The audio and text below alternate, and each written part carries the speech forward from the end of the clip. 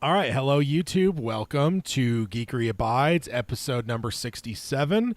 I do have to test my pedal because I don't remember if I changed my button. Just hook it to my veins! Excellent. I was like, oh, man, I didn't remember because I have a button that just swaps my pedals from one show to the other, and I could not fucking recall if I actually Did I push the button? Yeah, if I pushed it or not. So I'm like, it's going to be bad if I try to hit the intro for this episode and I start playing the wrong intro.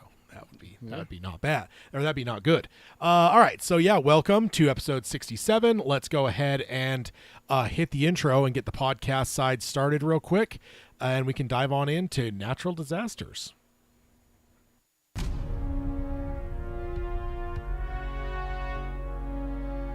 He who is ashamed of his geekery has forgotten the face of Stan Lee.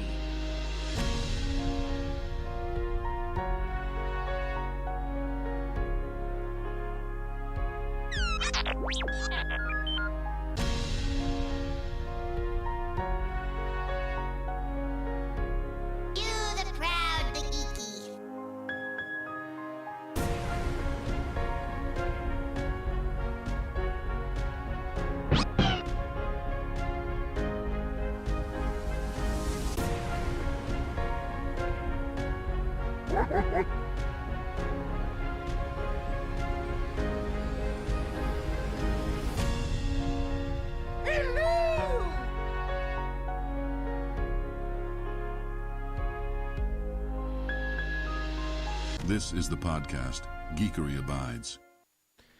All right, hello and welcome to Geekery Abides, episode number 67, where we are talking natural disasters for our main topic. My name is Tad, and with me in the co-pilot seat is Peter.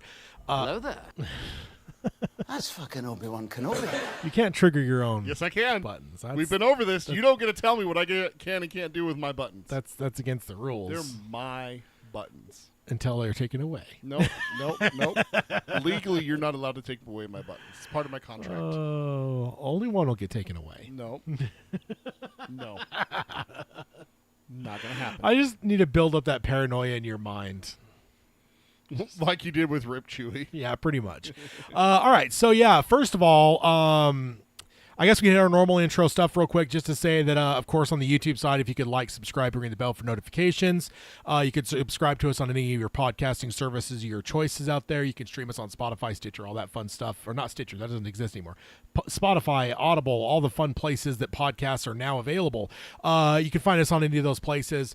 And, of course, yeah, like, subscribe, ring the bell on the podcast side because YouTube will eat us otherwise. Yes. Like, it'll become, a real creature that has a mouth and will hunt us like a beast. Like the snail.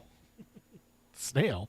Yeah, the would you take $1 million a year, but there's a snail that can go through any walls and everything like that, and it's always coming closer, and if it touches you, you die? There is that, but what if we upped it a little bit and just said, it's $1 billion, but it's a werewolf? Oh, it's a hell no. I'm not living in a constant state of fear. A snail doesn't scare me. Even if I see it, I'll be like, oh, hop over that and time to move.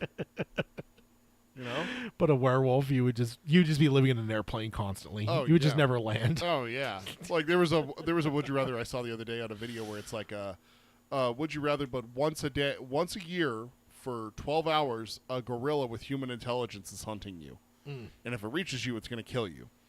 It spawns 50 miles away from you, and there's a siren that goes off when it spawns. So it could happen anytime. You could be at the dentist and the siren goes off, and you're like, fuck, he's within 50 miles, but you don't know where. Yeah. So you could travel right towards him and everything, and it has a sense where it can track you. And it's like, oh, I know where he is. You don't know where, you don't know when, but something awful's going to happen. Okay. Yeah, exactly. So, yeah, there's some crazy ones like that. All right, so intro on that side aside, I guess we could throw our emails out too. And then, because we have an interesting thing that happened that we got to correct a little bit. So next up, if you want to email the show, you can do that at peter@geekeryabides.com or Tad, T-A-D-D, at geekeryabides.com.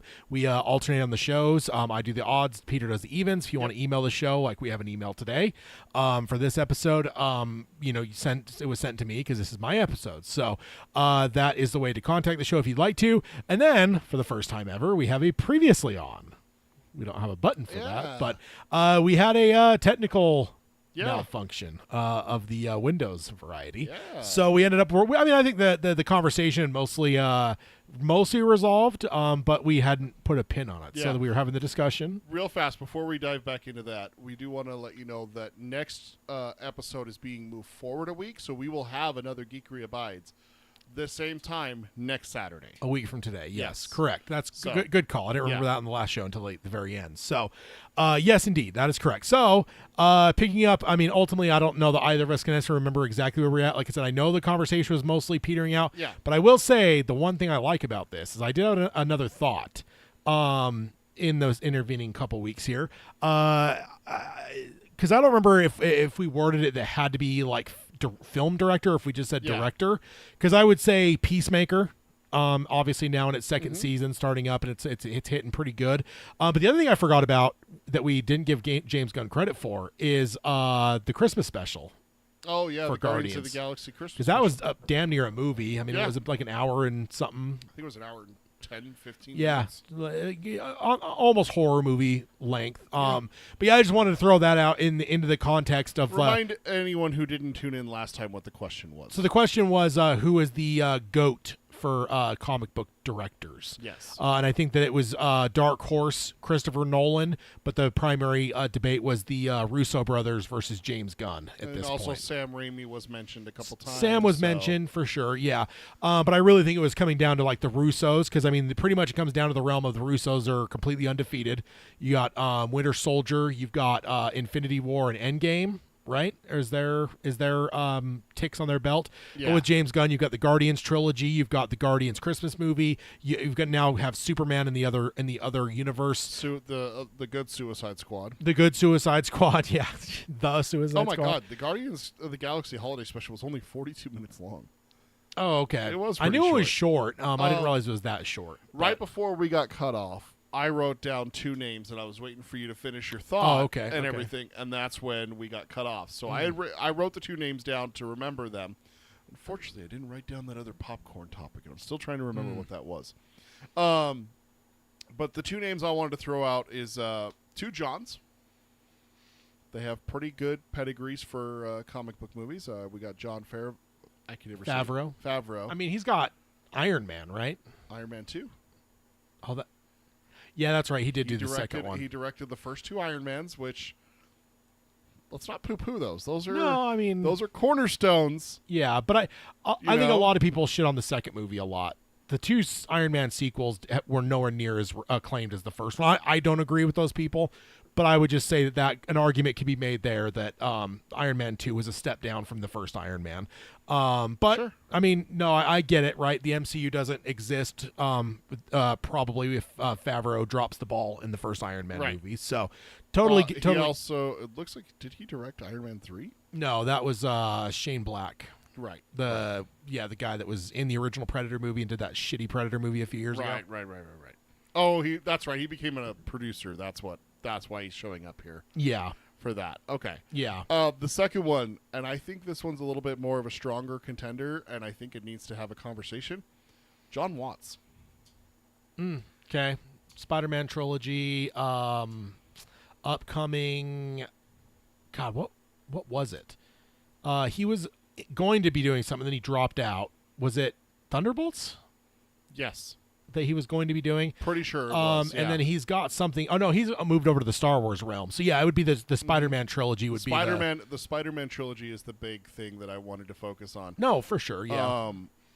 I mean, Those three movies are really fucking good. no, 100%. So- I mean, Coogler shouldn't be left out. I know he's only got 2 movies, so in some of this case, it just comes down to probably quantity. With Gunn and the Russos having a lot of fucking quantity. So Right.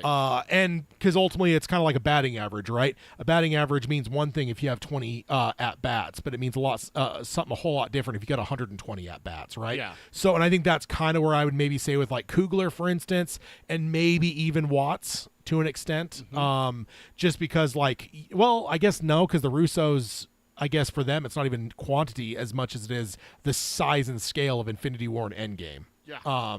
Because they have Winter Soldier. Also, they did Civil War. Oh, Civil War. I knew there was some.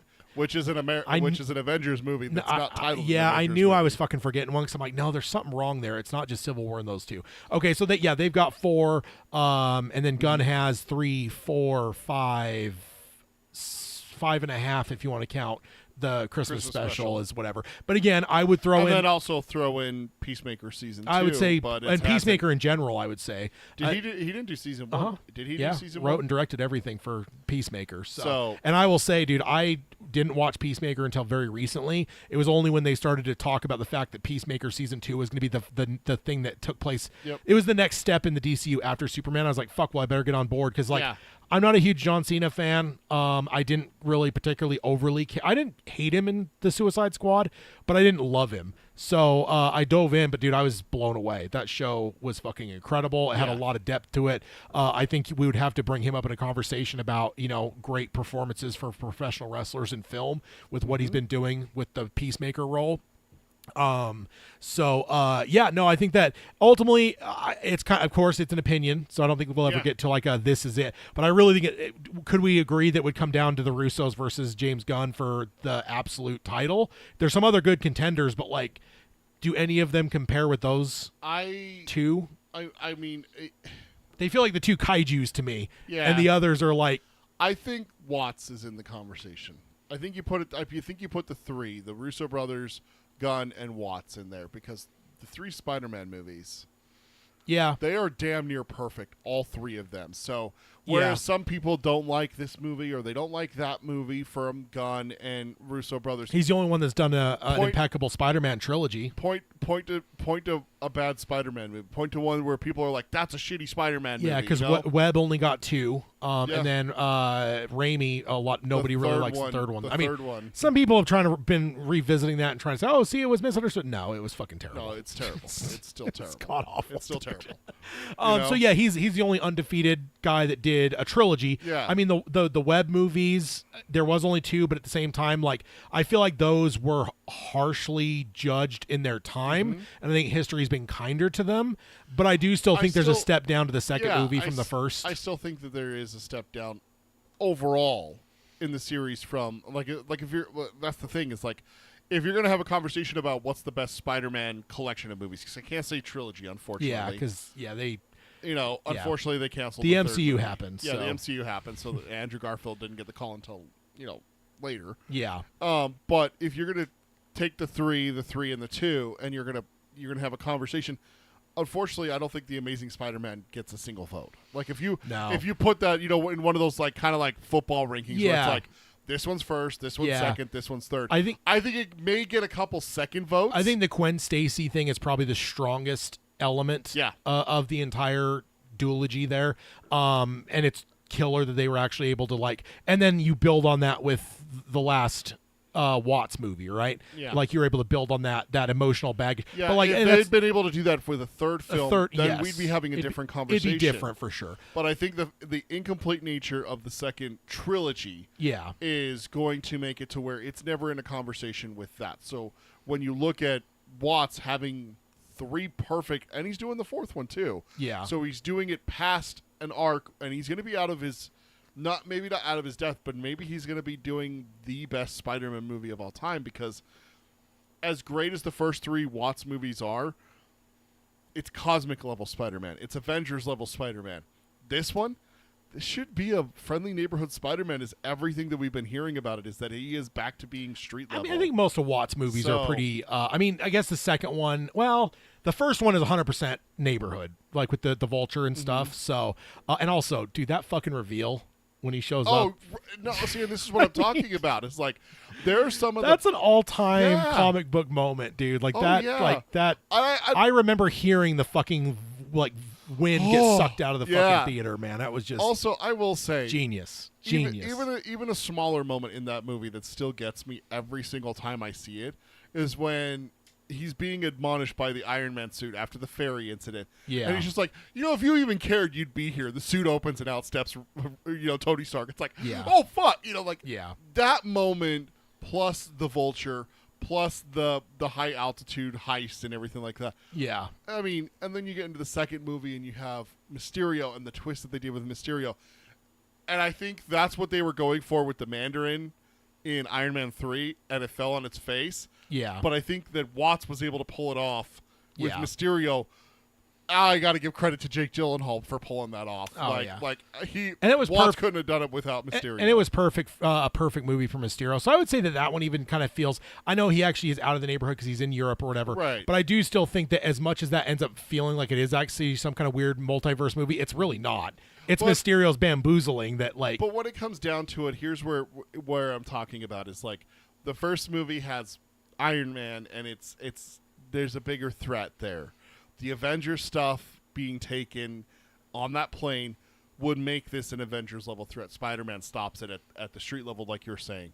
Yeah. The second one, if Mysterio's able to get control and keep control of the glasses, yeah. the link, he's going to become an Avengers level threat. I mean, Yeah. Nick But that- Fury's in the film, for God's sake. But you know? that's pretty normal in comics, though, because that gets into the whole debate. Well, why aren't the Avengers showing up for X, Y, or Z? Fill in the blank. But no, it's definitely good. But yeah, I think that like for me, I would have a really hard time picking between Gunn and the Russos. I think Gunn has more quantity, but the Russos' high points are probably far surpassing what anything Gunn has done. Yeah. Because like Infinity War and Endgame are like two of the greatest comic book movies of all time. The fact that they had the balls to do the snap, like, yeah, I mean exactly. like, oof. And to frame the whole first movie around Thanos, like he's the main character. I just love it. And I'm not throwing any shade. I'm just saying for my vote, I would have a hard time. It's Sophie's choice between those two for me. I could see the argument for some of the other stuff, but for me, if I were doing a bracket, it would most likely come down to those two, and I don't know how the fuck I would vote on that one. Yeah. But again, not saying that there's not strong arguments to be made. I mean, I know that some people don't hate the third Nolan movie, so there would be some people. There was in the chat last time that were arguing that Nolan was still the GOAT. So And there was one thing also that came up considerably with Nolan is like, well, look at his other movies, and it's like we're looking at comic. It's got to be 100% comic because it's a little bit unfair if you count other stuff outside of that. In my mind, so so that was I don't know. That's to finish up that. I just wanted to throw those two names out there because I thought of them right towards the end of it, and then of course your computer had to die before I could make my point. So it went bleh. it just went, fuck you, Peter. Yeah, pretty much. All right, so that does it. That's our last time on, which we might need to get a soundbite for that because we actually talked about that from the very early stages of this, that there may actually be times where it's Previously there might be a to be continued, not because like the conversation went too long, but there might just be something where it's developments or something has changed. It hasn't happened yet, but we've come back. We circle back to topics where we're like, hey, you know what? I thought about what you said. Yeah, and I actually have this thought that now I'm starting to, my opinion's changed. I think that's a good idea. Yeah. Because that's the thing we've also said this too about our top 10s. This is our top 10s at the moment. Yeah. Oh, yeah. You asked me what my top 10, action movies are right now, and then wait 2 years, it's going to be a different list. It'll be different for sure. I mean, if you asked me what my top 10 action movies would have been 15 years ago, there would have been no John Wick. I can tell you right now, at least one John Wick would make my list now. Yeah. So, that's the thing. That's awesome. I love those movies, especially the fourth one. It's a really good movie. It's really good. All right, so that brings us over to what have you been watching, reading, playing? And I actually do have an email. John from Buffalo emailed his in. Hey! It says, still watching The Institute and Dexter Resurrection, starting Downton Abbey rewatch, getting ready for the final film. Reading The Measure by Nikki Ehrlich, in which everyone on Earth over 22 gets a box at their front door with a piece of string that coincides the length of their remaining life. Oh my God. Says it sounded like a great concept, but it's in the end the product kind of lets down, which may be a decent popcorn topic one day. Great concept, poor execution. I actually don't even know if that's that might be a full-on topic. You want to jot that down on your notes there, or maybe even our sheet. I'm going to go on the sheet, yeah. Because I think he calls it a popcorn topic, but is that not a full topic? That feels to me like a main topic. That might be a full. That's a big topic. Because like I would have to think, but I know there's a million of them out there where it's just been like, dude, this could have been a fucking killer thing just with the concept, and then it's just Aliens like versus Predator. you walk out and you're like, what the fuck did they do? Aliens versus Predator is the top one that pops into my head. Yeah. Things that sound good. Great concept, poor execution. Okay, That's great concept, poor execution. I think that's a perfect, succinct, and also selfishly, I think that'll fit great on a slide.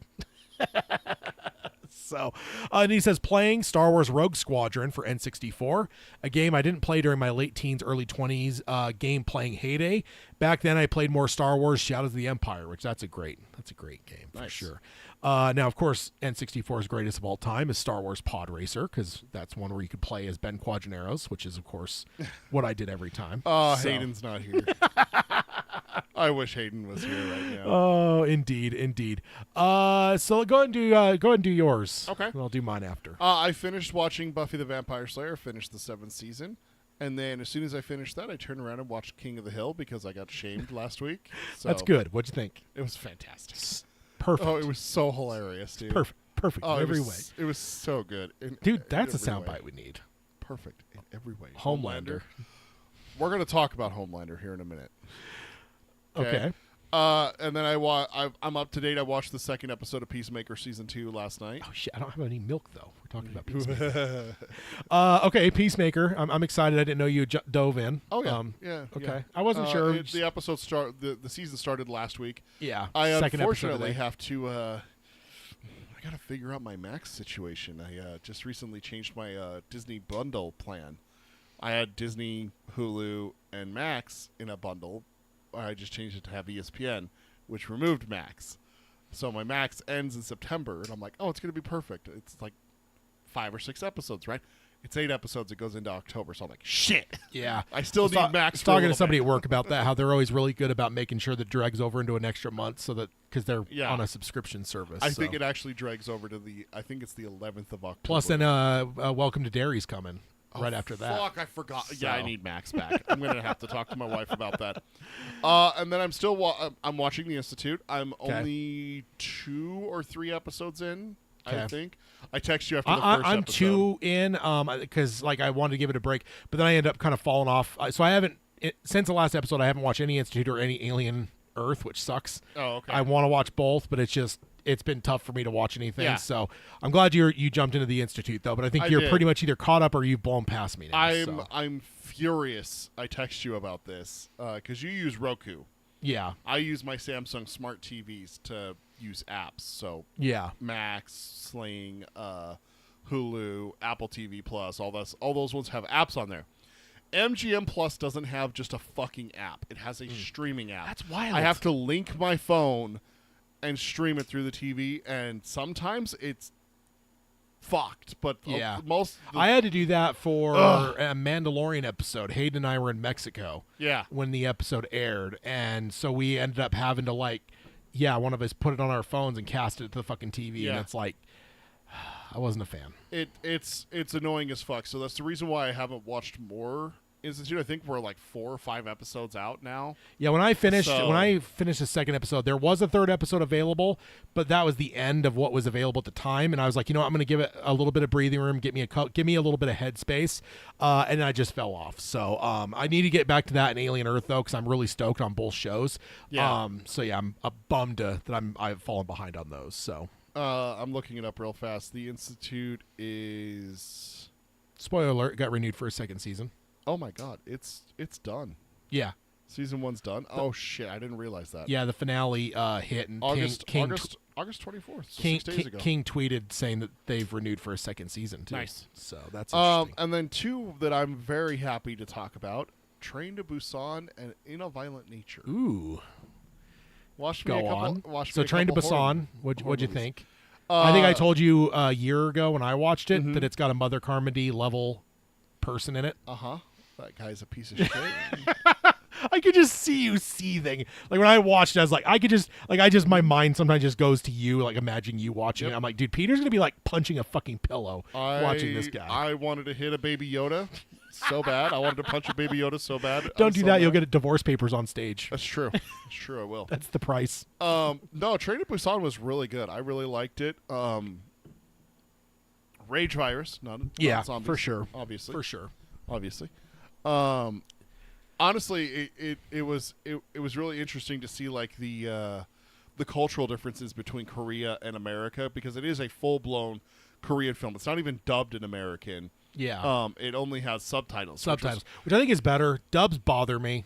Subtitles don't. When their mouth. Yeah, and I get Don't match? And I will say, back when I was younger, I didn't even like subtitles, and I ended up coming around on those. Maybe I can come around on dubs, but like it bothers me, man. It's the reason why I didn't watch it sooner is because it wasn't dubbed. Yeah.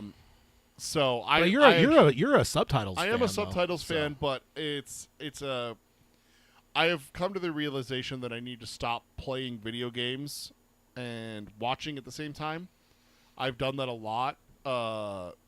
So that's one of the reasons why I like rewatching stuff. I don't have to pay that close attention, but I can still play a video game. But I'm having a come to Jesus moment where I need to sit down and watch, because Train to Busan, I sat down and watched it, and then In a Violent Nature, I sat down and watched that with my wife last night. So what'd you guys think? We loved it. I have Probably to tell top you, 5 kill of all time. I have to tell you a story, Ted.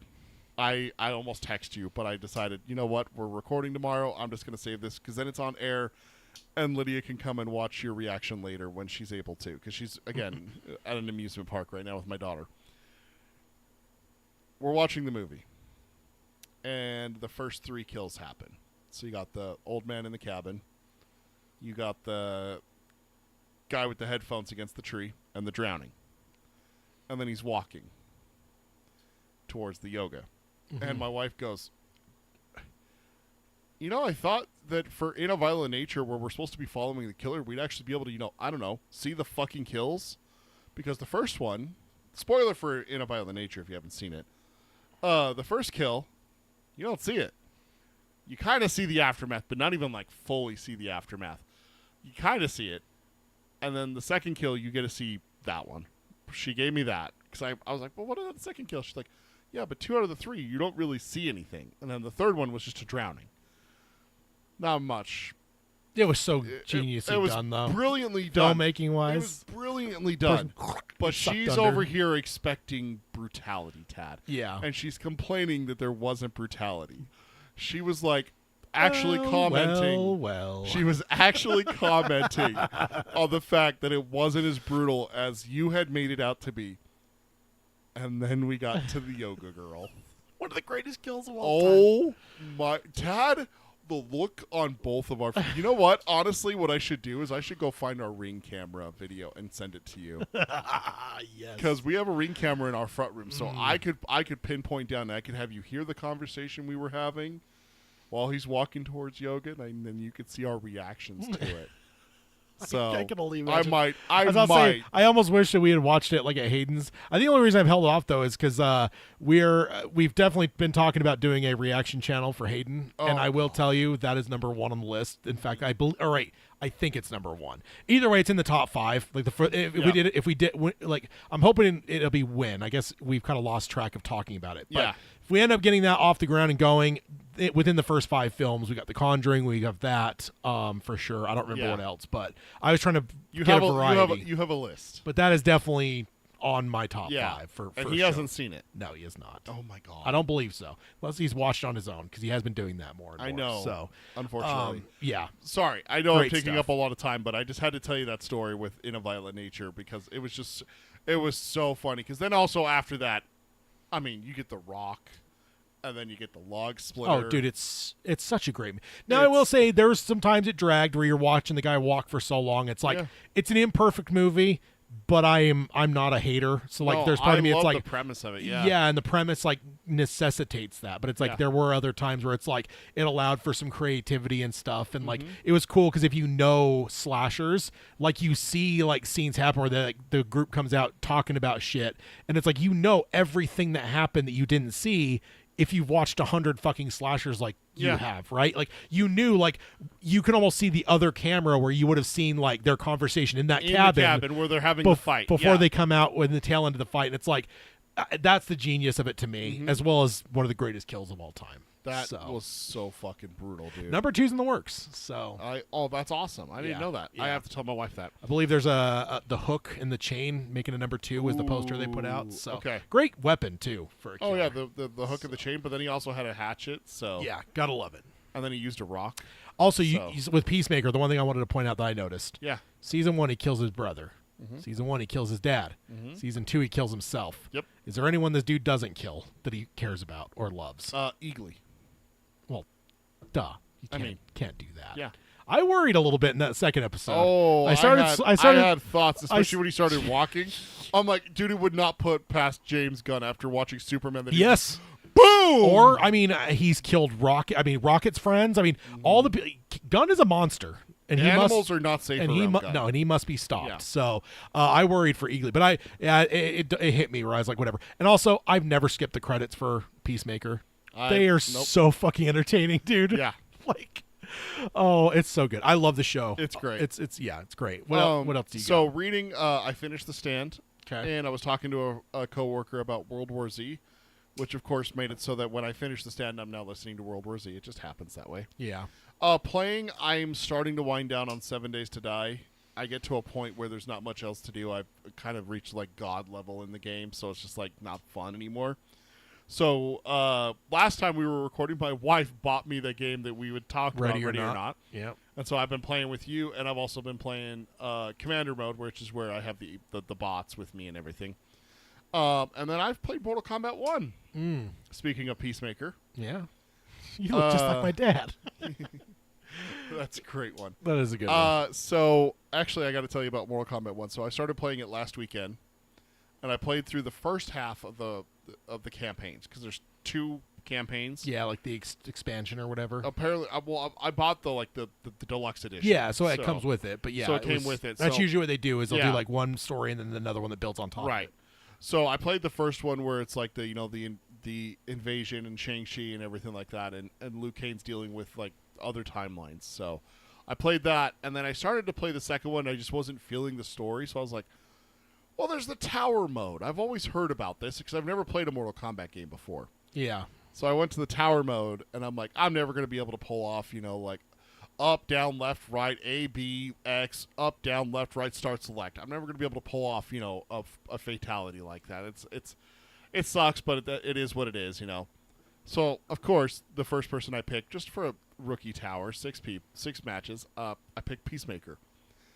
Dude, they've simplified their fatalities. Fatalities are 4 or 5 buttons now. I'm like, oh shit, I can do this. So MK2, they were like, there was times they were 12 to 15 buttons. Yeah. So like, and there was like 3 or 4 fatalities: animality, babality, friendship. It was nuts back in those days. They I think in the last 10 years, they kind of realized like, we can't go too complicated. So I played the tower. I did all of Peacemaker's fatality, brutality, and then you have your... Does he have Eagly? I don't remember. I don't know if I played much of him.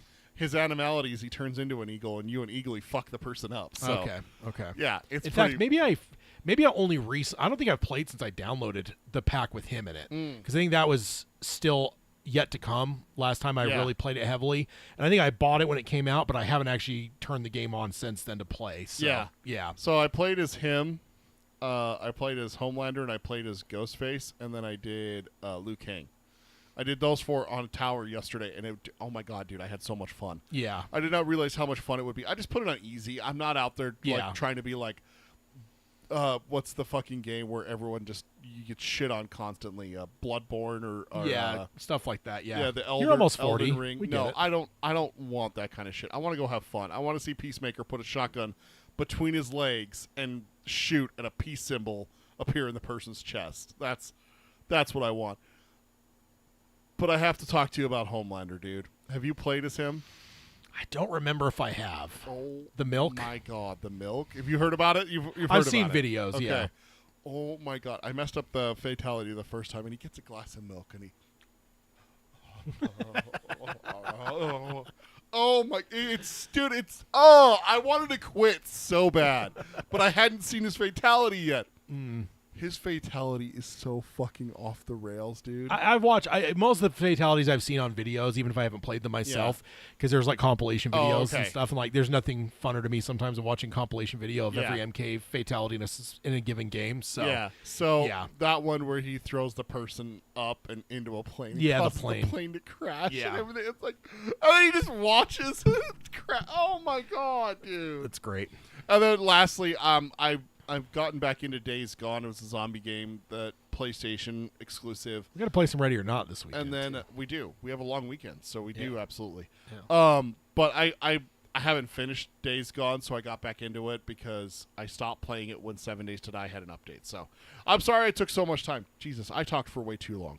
It's all good. So I've been still playing Spider-Man 2, Ready or Not, obviously, still reading The Stand. I watched Weapons, went and saw that with Hayden after our episode. He said it was really good. It was really good. We are eating good as horror fans. Still watching The Good Wife, Peacemaker Season 2. I did rewatch Life of Chuck last weekend. Neon does not give you digital copies with your discs, so I gave me the excuse to double dip, and I bought the digital copy because the disc isn't out yet. So gave me a chance to rewatch it, which was great. Brilliant Such movie. a good movie. And then as part of our main topic, and this can transition us into it, I decided to watch the 2012 movie The Impossible. The Impossible? I haven't heard of this one. It's the movie based on a true story of a family that went on vacation to Thailand in Christmas of 2004. Yes, and it is Obi-Wan Kenobi, Obi-Wan Kenobi. Naomi Watts, and fucking Obi-Wan Kenobi. the film debut of a young Tom Holland. Yeah. So, yeah, I've wanted to see it for a long time. I've seen a couple clips of it and stuff, but I had never actually watched it. I'm like, you know what? We're talking natural disasters. I've been wanting to watch this movie for fucking, what is it now, 13 years? So, fuck it. Throw it on there. Also, Dante's Peak was not on streaming, and I discovered I did not own it. So, Shame. watch The Impossible instead. So, that is all I've got on my docket right now. Like I said, Alien Earth and The Institute are both high on my list of getting back into, but I have not. I have fallen off since the last episode. So let's go ahead and jump on over to the main topic, which, again, it's fine that we took a little bit more time because I like the idea of spending some more time on watching, reading, playing. That's kind of was the purpose of doing them, but we got to the realm where it became such a checkbox that we weren't really stopping to discuss. So if we have no room for no time for news at the end, we have no time for news at the end. It's all good. Okay, so main topic is natural disaster movies. Yeah, so we haven't talked about this. We didn't plan anything, so I'm going in kind of blind here, Ted. What are we doing? I mean, we've done a couple episodes where we kind of had just a general topic, because I like the idea of a general topic more so than, say, like a list, because this will kind of give us the freedom to just fucking roll with it. Just talk about whatever. So I do have a list from John. He sent in a list a while back, actually. Probably been a few months, I think, since the email came in. But he emailed just a three on his list. He said Armageddon, Greenland, which I've actually never seen, and then Dante's Peak. So that's the three that he mentioned. He said, keep up the great work. So let's see. I've got a few things here. The first one I wanted to ask, because I was like checking lists to make sure there wasn't something that was seeing a blind spot, but one that was mentioned made me wonder, because I feel like this is a gray area. Titanic. Like, it's one of those ones, like, at first you want to like say no, but then the more you think about it, you're like, well, it kind of is. It kind of is. It kind of isn't. Right? Like, but is it a natural disaster? Icebergs are natural. I mean, icebergs are natural, yes, but the ship and everything like that is not. That's man-made. So, but then again, I think that falls in the lines of like, if you made a Hiroshima movie.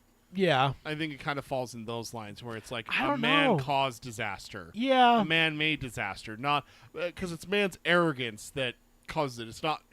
Natural disaster movies are ones where there's nothing you could have done to stop this. Yeah. There's a twister, there's a tornado, there's an earthquake, there's a flood, there's a tsunami. Like I said, this feels like a gray area to me. It is. So for me, I was like, I wanted to just throw it out there as just a question, because I could see it both ways for sure. I did not, before I saw the list, I did not count it as one for sure. But it is one that had me scratching my chin a little bit. So let's see. All right, so I think ultimately you got a list-ish, right? A list of movies. So I was just thinking we could kind of just go through our lists and talk about them for a bit, like with what we got on our lists. Why did it make your list? What do you love about it? Is it one you grew up watching? Did you see it later in life? Like, kind of just basic questions, and then just like we could talk about the movies if there's people watching that haven't seen some of these. Yeah. What do you love about it? I mean, of course, there is kind of a weird, I wouldn't say gallows humor, but there's kind of a weird nature to these movies where like there's like a horror element where it's like you usually put yourself in the place of the people, and it's just, how would you do in terrifying, right? Yeah. So the first one I have on my list, might be on your list, The Day After Tomorrow. I mean, it's got to be on our list, right, Tad? Yeah, we've already mentioned we went. That's the movie we saw after our high school graduation. Like literally, we graduated in the afternoon. we said goodbye to our families at the convention hall where it's actually a sports stadium where we had our graduation. Formerly a hockey stadium. It used to be. Now the team's getting sold. I know, that's what I'm saying. Formerly a soccer stadium or a hockey stadium. Yeah, but no longer. Yeah, it's not where the new NHL team plays here in Utah. So it's the Olympics played there too. The Olympics did play there, as did the Paralympics. I was a medal bearer for the bronze medal team. Oh yeah. Yeah. For the Paralympics where they're on sleds and stuff. Yeah.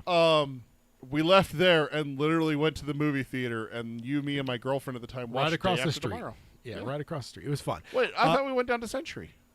I don't know. We I thought Century was. We our went stuff. to Hollywood Connection a lot, which is right across the street. We so did. We did. That's where we saw at least 2 of the Lord of the Rings movies. I know for a fact that's where we saw the 2 Lord of the Rings movies because we didn't watch Or Fellowship. it was just the 2, yeah. We didn't watch Fellowship. Your brother is the one that wore you down, finally convinced you to watch Fellowship on DVD. Yeah, the day before the second one came out. Exactly. So, in And fact, then you're it would have been just been Return of the King that you and I went and saw Yes. the first time. So it was that we left school. Of course, excused, right? Right. Of course, we would Yes. never. We would never skip. School. We would never skip school all day and go to lunch and go to movies. And School's important, kids. You should not leave school and go spend it at a family restaurant down the street for 3 or 4 hours. yes, Skipping multiple classes. or take weight training that ends up being your first period, and you now take that as breakfast period for the rest of the semester. Never do things like that. Never. We would never. Yeah, and I actually did. I did forget to mention I did throw that on as well. So I did rewatch that because I probably haven't seen it in 20 years. I think I maybe watched it once on DVD. So I did actually. So I didn't have that in my watching reading plan, but I did end up watching The Day After Tomorrow. Good. For one, what's his name? Is it Dennis Quaid? Yeah, it's Quaid. Yeah. He just feels like Kmart Harrison Ford to me. Like it just feels like every role he's ever in, it's like probably they wanted Harrison Ford and they couldn't get him, and they just got and nothing against the guy, No. but he just has like a generic Harrison Ford look, sound, whatever. So also Bilbo is in it, Ian Holm, Indeed. good old Ash from Aliens. Yeah. So or Alien, I should Yeah. say, not Aliens. And then of course Jake Gyllenhaal. Yeah. It's So his son. yeah, it's a pretty interesting movie for sure. I can't remember you just rewatched it. I can't remember what set it off. Did it just happen that the world cooled? Global warming. It was global warming. So basically, global warming causes a bunch. They lost like a chunk off of Antarctica the size of Rhode Island, which then mixed more fresh water into the ocean, which caused an imbalance. And basically, the globe is like reacting to try to fix that imbalance. So it creates a second ice age. Which caused an ice age, yeah. Yeah, So basically, it's like a line. I think it's Oklahoma, right around there and below, is like would become the new Minnesota temperature-wise. So if you're from the United States, or if you want to look at a map of the United States, you can see like the border of Canada, where it borders the United States, is the line where that's where it's going to snow in the winter. Like heavily snow. Negative 40 degrees in the Right, winter you can and shit. you can freeze to death walking outside to take a shit, kind of thing. If you're going out to an outhouse, kind of thing. Above that line is like Arctic temperatures. You have where it can get into the sun is up 24 hours a day, or the sun is down for 24 hours a day, in the different seasons and stuff like that. Basically, that line. It's actually more in the middle of Canada where that is. That line basically moves down. And again, if you're looking at the map They of the basically United draw a States- line through the middle of the country, and they just say that everyone south of this, we need them to evacuate into Mexico. Yeah. And the president's everyone north of that. no, south. And the president's like, what about everyone north? They're like, Godspeed. they're done. Oh, yeah. like I there's- forgot about that They scene. don't have any hope. Like Yeah. essentially, because they end up having that scene in England where they have the helicopters going to retrieve the royal family, and the 3 helicopters crash because It's too cold. They're kind of in the eye of the storm, Yeah. and it freezes the fuel lines. And Ian Holm's character calls Dennis Quaid's character and is like, "Yeah, this is just what happened." And he's like, "Wait a minute, where does fuel freeze?" And he's like, negative 150 degrees Fahrenheit. We had to look it up. So it's like, yeah, it's literally just like a fucking like almost like an ant magnifying glass, but cold in that realm, and that's basically what the entire northern above that line is going to get hit with that to the point where if you're outside, you're getting fucking killed. You're going to die, like pretty much immediate exposure. And like that's the scene with the helicopters crashing, and then the door opens, and like the pilot's going to get out, and he like freezes like Sub-Zero. Oh yeah. So that's essentially everything above that line, which we were sadly above that line because that's always the thing. Because I think it cuts through like southern Utah, so there was like maybe like the St. George part of Utah that we don't count as Utah. Those people might have been okay, but yeah, it's pretty wild. And honestly, I feel like the first half of the movie is better than the second half. Like where you're seeing like the massive tornado cell go through Los Angeles, you're seeing the tidal wave hit New York. But once like it freezes and now like they're walking on the snow to get out of New York City, and you got the wolves that escaped. Like I feel like it just becomes a lesser movie to me. But that first half, when like shit is just going fucking wild, there's like massive hurricanes happening that are then like conjoining together into larger hurricanes, and like so we have a Category 5 hurricane is the biggest we've ever seen on Earth right now. Yeah, these are like Category 12 or 13 hurricanes kind of thing. Yeah, Baraki just got here. Says the day after tomorrow, or what are we talking about? Just got That's right. Yeah, so natural disaster That's right. movies. You nailed it, Baraki. Yeah, we're talking the day after tomorrow. Probably an overall a fairly mediocre film, but meaningful to us. We saw it on the day we graduated high school. That was our. I will say there is one scene that I remember. There's good stuff in it for sure. But overall, rewatching, I was like, some of the CG doesn't look great nowadays, as probably as it did in 2004. But like, it had its moments where it's like there's some cool shit here. I will say that there is the one moment that sticks out in my head because I didn't rewatch it for this. I'm sorry. I was hoping to rewatch a lot more, but I didn't get a chance to watch a ton of. My movies. watching, reading, playing was pretty sparse as it was. So. I mean, you saw mine was actually pretty heavy for some stuff, and also playing a lot more variety of video games took up time as well. Yeah. Not to mention, Sir, football's back, so... I mean, in a few days, yes. No, college football's back, sir. I mean, starting like this today, right? No, we had games last week, too. There's a special game that they do, like, week 0. It was in Dublin, Ireland. So, it did take time. Nothing says student-athletes like shipping them across the fucking ocean. Yeah, exactly. Sorry, I'm a cynic. No, I gotcha. But I didn't rewatch it, but there is one scene that stuck out to me for Day After Tomorrow, is the scene where the dad and the person that's with him that's hurt are trying to get into the restaurant before that eye of the storm settles on them. Yeah. Dude, that's a fucking nail-biter scene. It's great. Yeah. I love that. Yeah. I loved that scene. Yeah, there's some great imagery. Roland Emmerich, you can love him or hate him, but there's some stuff he's done that's been a lot of fun. But yeah, they're like also when the giant fucking like tanker ship is rolling up fucking whatever like Avenue 4th in New York. Avenue or whatever. Yeah. Like the flooding, just there's some like great natural disaster. Kind of what I live for with these kind of movies. Like it had it in spades for the first probably half of the movie or so. But then again, I feel like it kind of almost shifts into a different kind of movie once like everything's flooded, that storm comes and freezes all the water. And like now it's like an escape survival type more so than anything. But like that first half is like, it's kind of a banger of a movie when it comes to. It's like not just one natural disaster. It's like 7. Multiple. They're happening. And it's like shit's happening in the wrong areas. Like you shouldn't be seeing we don't really see tornadoes in Los Angeles, let alone you see one that's like, a mile wide. It's a massive fucking storm. So, exactly. Some killer scenes in it for sure. So, I don't know. It was fun to rewatch. Yeah. Probably won't be one I'm like rewatching all the time, but 20 years later to rewatch it, and because I think I watched it one time on DVD at least back in the day. I bought it. Sure. Do you own it now? I don't know if I still own it or not. That's a good question. I could pull up my little app here and check. I don't see it over there. I do see it. It's right there. Oh, okay. Yeah. So you do still own the DVD. Okay, and then also one of my favorite things is selling movies back in those days. Yeah. And there was the Magic Day on Sunday when people would call up and say, "Is Day After Tomorrow coming out?" Yeah, Day After Tomorrow comes out. Yes. Because movies came out on Tuesday. And there was at least 5 calls I took that day where because back in those days, people actually cared about physical media to buy it. And it was popular. So we would get calls for a week or so, around a movie, asking when the release date was. Yep. And that magical day where it lined up where it's like, when does Day After Tomorrow come out? Day After Tomorrow. I know, that's what I'm asking you. No, Day After Tomorrow is the answer. Who's on first? Yeah, pretty much. So, it's a small. Pat did it on purpose. It's the small things in life that you take joy. So, how many do you have on your list, by the way? Just out of curiosity. 1, 2, 3, 4, 5, 6. Okay, I think I have. And then 2, 1 question and 1. I'm saying it is, and you can fuck off. I know you're not going to agree with me, but it is. Oh, you got some nonsense Die Hard's a Christmas movie type shit, huh? Nope. This one is a full-on natural disaster movie, and you can't convince me otherwise kind of shit. All right, like Titanic, the question just came up. No, right? that's the question one. This is one that actually popped into my head as you were talking about Titanic and everything. So I saved it. So let's divert back. Okay. Like the and Titanic should have Baraki, diverted. it says only this movie or all disaster movies. I'm not sure. We're talking all disaster movies Yeah. on this episode. Yeah, anything that's a natural disaster. Natural yes. disaster movies. So that's Yes. Baraki. That's what you weren't here for. Is the question: is the Titanic a natural disaster movie?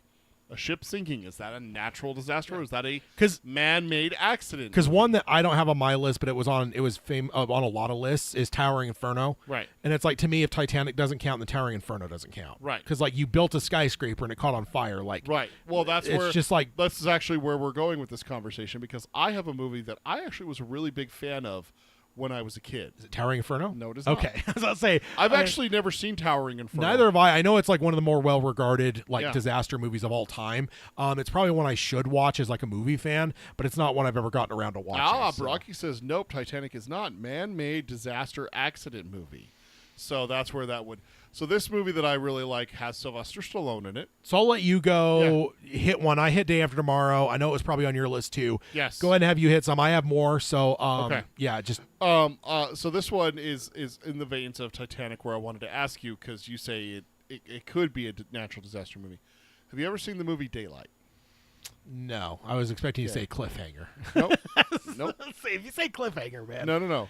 Daylight is a movie where what happens is that if I remember right, there's a criminal running from the cops into the Lincoln Tunnel and hits like a van and catapults into a truck that explodes, causing the tunnel to seal. And then it goes across the top and it seals on the other end too. So people are trapped inside the Lincoln Tunnel and it starts to fill with water. Okay.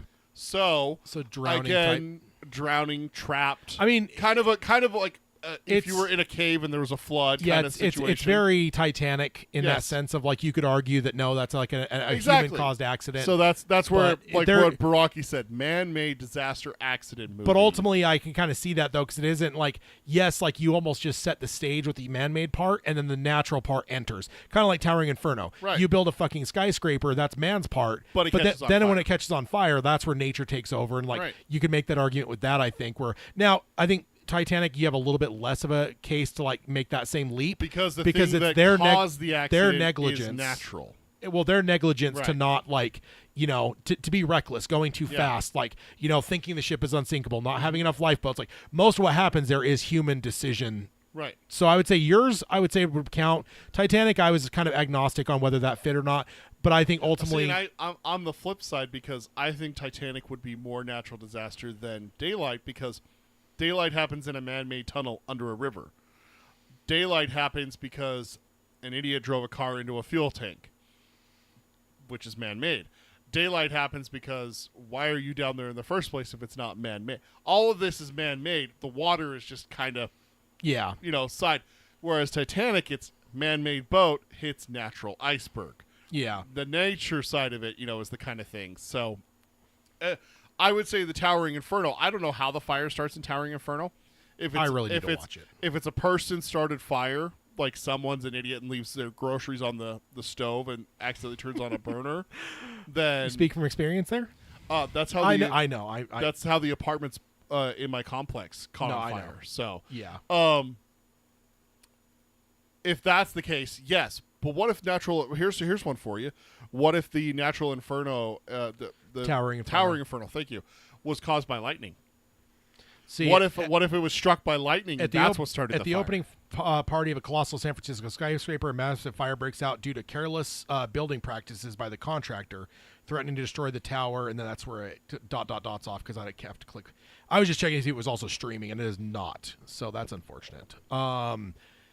The other thing I've been finding is, again, I'm not trying to sell you, but I'm a Roku guy. I only discovered recently that Roku has a search function that I always thought was for apps, like, oh, I need to download. But you could fill in the search a blank. movie You and could search see a if movie. You could click on it. It'll say, here's the apps it's on. And if you have one of those apps, you can click it. It'll open that app and automatically start the movie. So it's That's kind of handy. pretty handy. Yeah. So Just let me know when they get Twitch on there. 'cause that's the, there are some like third-party apps that like basically play Twitch on it because it's like apparently there's a pissing contest between Amazon and Roku or something. Yeah, Amazon has a big thing with Twitch, so They don't like seed Twitch inside of like an Amazon app at all.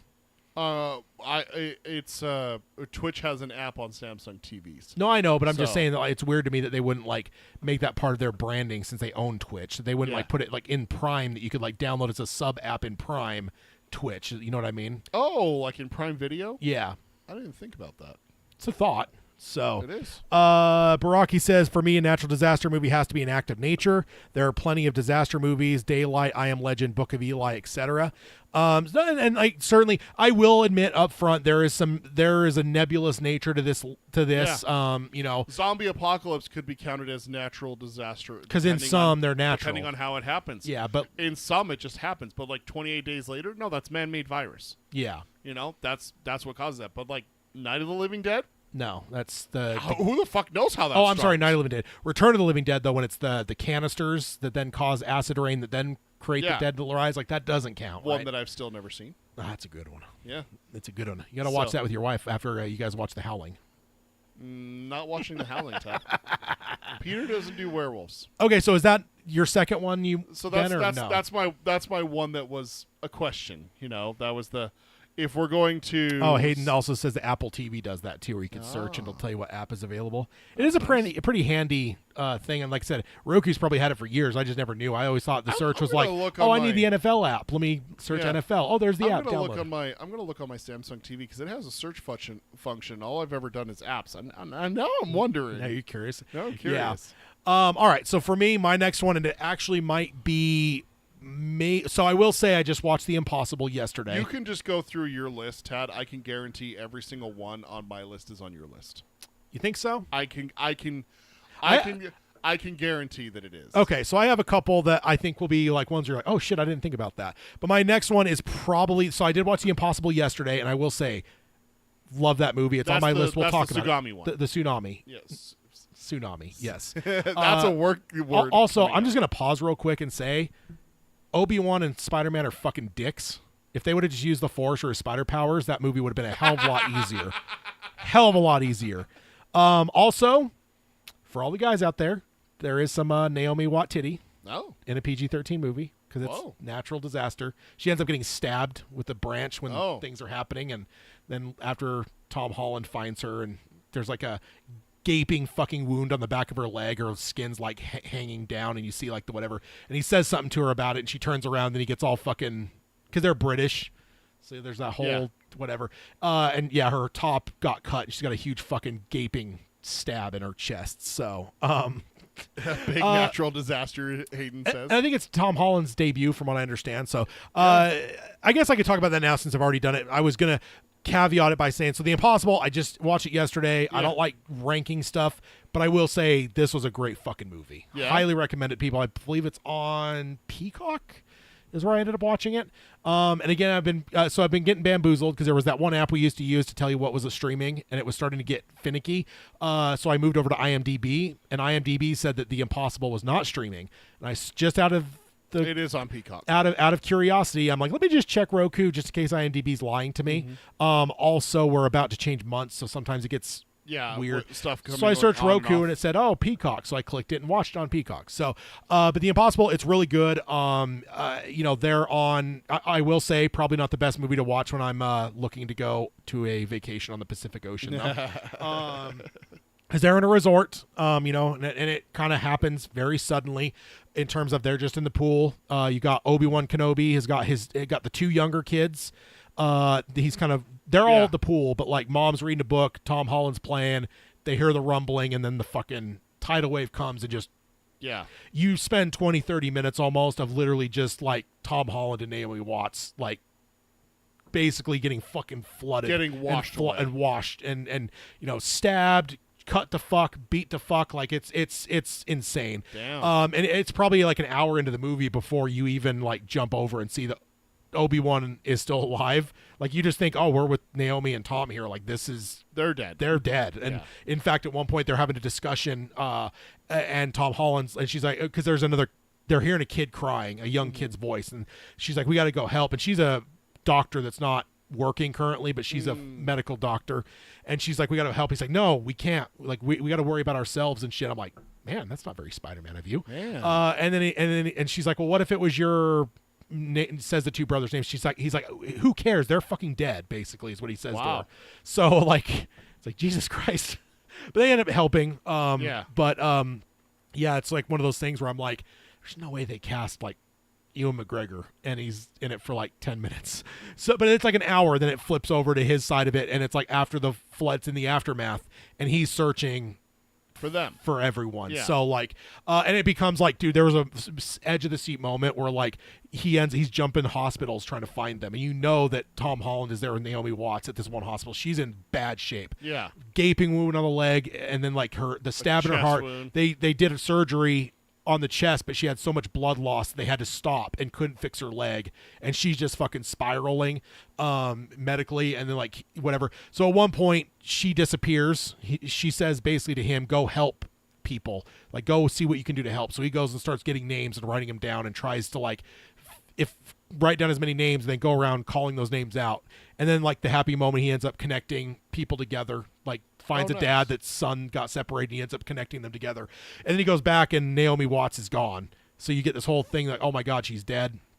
And then at one point he's like running around the hospital and shit, and then the brothers got separated from Obi-Wan because he has the two kids, and then he has asked these two to watch him while he goes and looks for wife and other kid, and they get taken by the government, and they take all the kids onto this bus, and he comes back and says, where are my kids? They're like, they took them, they put them on this bus and shit. So now he's lost everyone. Oh God. And the bus ends up stopping near the hospital where they don't all know, but Tom Holland and Naomi Watts are in this hospital. Obi-Wan there's looking. They got another bus or like truck that they're like, we got to leave. He's like, please give me some time to just check because this is the last hospital.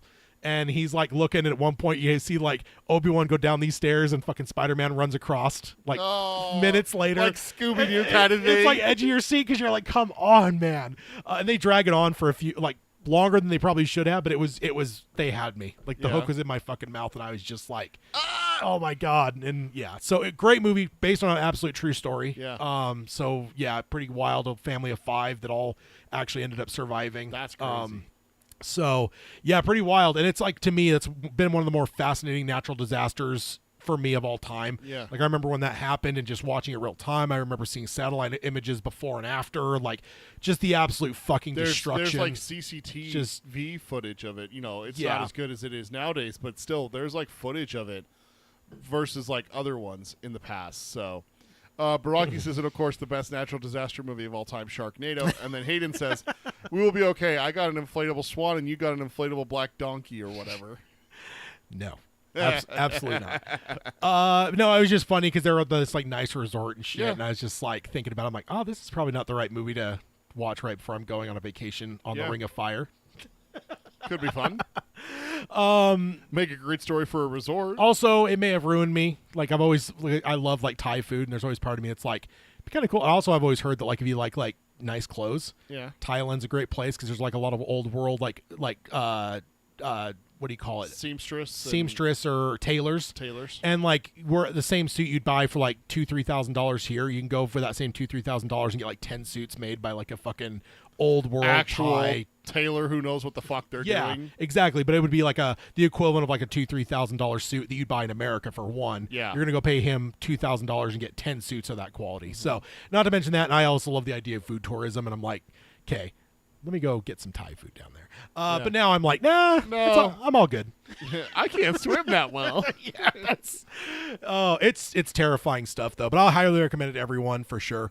So that is Baraki says, ooh, 2012. I didn't see it. I actually did not see 2012. I've never seen 2012. Numbers, Greenland, any of those Moonfall. ones that are like Moonfall. Look Up. That was a TV show, wasn't it? Or was that a movie? It was a Netflix special. Netflix movie. Oh, I thought it was a show, but The, okay. The one with Don't DiCaprio. Look Up. Yeah, Don't Look Up, I want to yeah. watch that one too. That's a movie. Yeah. Which that transitions us to my next one. Okay. Probably outside of The Impossible that has now entered my top echelon. One of my all-time favorites, Deep Impact. Yep. It's one of the twin movies. I had Armageddon the same year. The one that Tad got so mad at me about back in the day. I don't remember that, but it was a twin movie. Everyone loves Armageddon. It was probably more popular. In fact, as I looked at the list to see other people's lists to make sure I wasn't missing something that I loved, Armageddon was very high on a lot of lists. I was not as fond of Armageddon. Yep. Like, it was fine. It was what it was, but like, I can't tell you if I've rewatched it in the last 20 years, whereas Deep Impact I've watched countless times. I love this movie. Yeah. Morgan Freeman is the president. Because there's this one, and then there's Sum of All Fears, and there's he's the there's the two secretary. there's the secretary and the president, and it's the same two actors, and they flip roles. And I think so Morgan Freeman's the president in this one. Elijah Wood is in it. Robert J. Fowler, played by James Cromwell. Yes, James Cromwell. Some of All Fears. Yeah. So he played he played the president in Some of All Fears and the aide in this one. Yes. I love this movie. Is it on your list? Yeah. Deep Impact. Okay. I love Again, all my movies are going to be on yours. because it's more. What I loved about this versus Armageddon. I feel like Armageddon was more of like an actiony movie. This one was more like dramatic, and it was truly looking at like how is humanity going to respond. You know, like there's like the Ark Initiative where they're basically building the underground bunker to like help humanity survive because it's going to wipe the planet out. So it's like let's bury people under, in a fucking underground vault with like all the plants and animals and shit, and like basically 100 whatever years from now we'll reseed the planet with the people that are in this type thing. I love that whole thing. I love the idea that they do have the astronauts that are going up to nuke the asteroid, and they end up they end up failing originally, and then it's a matter of like, it's going to hit. God be with you all, like do what you can do type thing. And I just love like the nature of that. T. Leone's character ends up on the fucking beach getting hit with the goddamn tidal wave with her dad that has a bad relationship. Frodo discovers the comet, and then like is thought to be dead. Like just everything about this movie, I just love it. I love the drama. I love the acting. I love like the reporter finding out the ELE is Earth or extinction level event, but like she thinks the president's had an affair and Ellie, so she's like, oh, I know about Ellie, and the guy's like, oh, so you have the biggest fucking story on the planet, then are you gonna sit on it and do what you should do, or are you gonna fucking release it? And she's like, kind of fucking ego to say like the biggest story on the planet, like because she thinks it's Ellie, the president slept with a lady named Ellie, and I just love that like failure to communicate where it's like they're talking to each other but they're both on different wavelengths, and it's like you as the audience are like, he's right, you've got the biggest fucking story on the planet, but she doesn't understand the story she's got. Love this movie so much. And again, they got the tidal wave, the astronaut sacrifice himself to basically blow up because they end up separating the comet in two, and so now instead of just wiping the entire fucking planet out, like it's going to hit two different places and still do the same thing. So they use the nuke they've got left to go and blow up and fragment the other one, but that leaves a smaller one that's still going to hit. And I love as much as it's probably dated at this point, but the CG of the asteroid hitting out in the ocean and the fucking tidal wave hitting New York City. Yeah, it goes inland a ways, but it doesn't wipe out the whole continent of the United States. No, right? It comes in because I want to say that Frodo's family is like, a few states in. And like the tidal wave, they're like climbing a fucking hill at the end, like trying running to get from away from the fucking tidal wave. Because they give him a spot into the Ark thing. And then they he marries his girlfriend to get her in, but then like her family can't get in. That was like they thought she would be able to, but they can't, so she's gonna stay with her family, so he leaves. And like I love this movie, I really do. And like it's quintessential natural disaster. Like when you say natural disaster, like this is what comes to mind for me, along with a couple others. So I don't know what I love Deep Impact, but the story that I was going to tell is the one where you found out that I'd only ever watched Armageddon and never seen Deep Impact. Oh yeah, you saw you got so mad at me. You saw we ended up going and watching it that night at your house. So you were mad. You were mad at me. No, you know what? You weren't mad. You were just disappointed. not mad. I'm just disappointed. That's what it was. Hang your head in shame. So I do have Deep Impact on my list. I also have Armageddon on my list. Okay. Because I did see it way more, and I still have seen it way more than Deep Impact. Yeah. I haven't gone back and revisited it almost any of these movies ever. Like, not yet, Baraki. I will say, the core. No, we haven't talked about that one yet, but we're going to. But yeah, I like Deep Impact. I really do. I don't remember a ton of it. Like all the stuff you're describing, none of that jogs memories for me. So maybe I do need to rewatch it. Maybe I should watch it with my family. Deep Impact I probably watch every like 3 to 5 years. Yeah. Usually I Jones for it. Same as Sum of All Fears. So it's kind of weird because again with the actor swaps. But I love nuclear shit. So like and it's my favorite Jack Ryan movie because of the nature of that movie. But then Deep Impact, same. Every once in a while I'll just think about a couple scenes and shit. And I'll be like, God damn it! And then it'll be only a few weeks, and I'll be watching it again. So, but honestly, Hayden also mentions, dude, in the beginning of Deep Impact, there's a dramatic pizza slice drop that's so goddamn funny. I lose it every time, and that's because Frodo sees the asteroid, calls it into the observatory, and that dude flips out. He drops the pizza, and he's got like the files, and he's going to report it, and he gets in a car accident, and is killed. So that's where they think that like they call it both names because he puts Frodo's name on there too. Yeah. And so like there's like a false thought that like they both died in the car accident. So it's like, oh, these two people are dead. And I remember him at the TV. He's like, oh, I'm dead. Yeah. Type thing. So, yeah, it's just, I love it. Because again, for me, I'm all about drama. I mean, I don't know if that's been made clear yet. Because I don't think we've covered as many dramas in the couple years we've been doing this show. But I'm a fucking sucker for drama movies. Yeah. I always have been. I love like, because you really drive it like emotion and like certain questions. And like, this has the same things. It has those things where it's like, what would you do? You know, versus Armageddon, like you said, which is more of an action movie. A little bit more popcorny action, yeah. And like my favorite story is Ben Affleck. He's like, I was talking to who's the director? Is it Michael Bay? I think it might be Michael Bay. And he's like, I was talking to him. He's like, well, okay, so they're training these drillers to be astronauts. Why wouldn't they just train astronauts to drill? He's like, shut the fuck up. Yeah. That was his answer to. It is Michael Bay. Yeah, and it's fine. I was just never as fond of it as some. So, yeah. I did. So I'm assuming Armageddon's not on your list then. No, go ahead. Yeah, so Armageddon's on my list. It has the whole end of the world premise. There is smaller asteroids that do hit. Like they have a spat of them. One breaks up, and so there's like 13 or 14 that hit like New York proper. So that's a scene that you're not going to see anywhere else. Is New York getting hit by a bunch of small, they're not asteroids at that point. They become meteorites. When it strikes the Earth, it's a meteorite, isn't it? I thought it was meteorite when they were flying, and then meteor when it hits. One of those two, yeah. Yeah. But it actually hits and everything like that. And then like the whole like we got to train them, we got to get them up there. Yeah. And then the self-sacrifice from Bruce Willis to yeah. That's one of those like hero moments. And the reason I probably never liked it. Ben Affleck. You know, like Ben. I hated him. You didn't early like days. him back then. Same as I hated DiCaprio, but I came around on DiCaprio, and I've come around on Affleck. I actually like a lot of his later shit, so maybe I need to revisit it. I was never the biggest Bruce Willis fan either, but like he was just like the heart. Affleck was such the heartthrob type, and I just punk kid Tad was just like fuck those guys. Like, you never did dig the heartthrob actors. No, so not at all. And he ruined Pearl Harbor. So. It wasn't his fault, but he was part of that fucking abomination. Michael Bay. Oh my god, so fucking terrible. Because Pearl Harbor could be a great fucking movie, dude. Instead of a 3-hour chick flick with like a 40-minute attack at the end, like oh my god, man. 40-minute attack halfway through, and then the Doolittle raid at the end. Don't forget. Yeah, it's not redeemable. No, I understand. It should not be a chick flick. It should be a war movie. Baraki says meteorite equals has fallen and impacted. Oh, okay. Okay. Hayden says Pearl Harbor was a natural disaster film, as in the film is naturally a disaster. Yeah, pretty much. Pretty much. But yeah, I really did enjoy Armageddon, and also, not to mention, the animal cracker scene is always one of my favorites. So I don't remember that. Yeah, he's playing with animal crackers on Liv Tyler's bosoms. I do remember that now, actually, yes. That is a core memory. Teenage Peter core memory, yes, absolutely. So, I mean, can't go wrong with Liv Tyler top.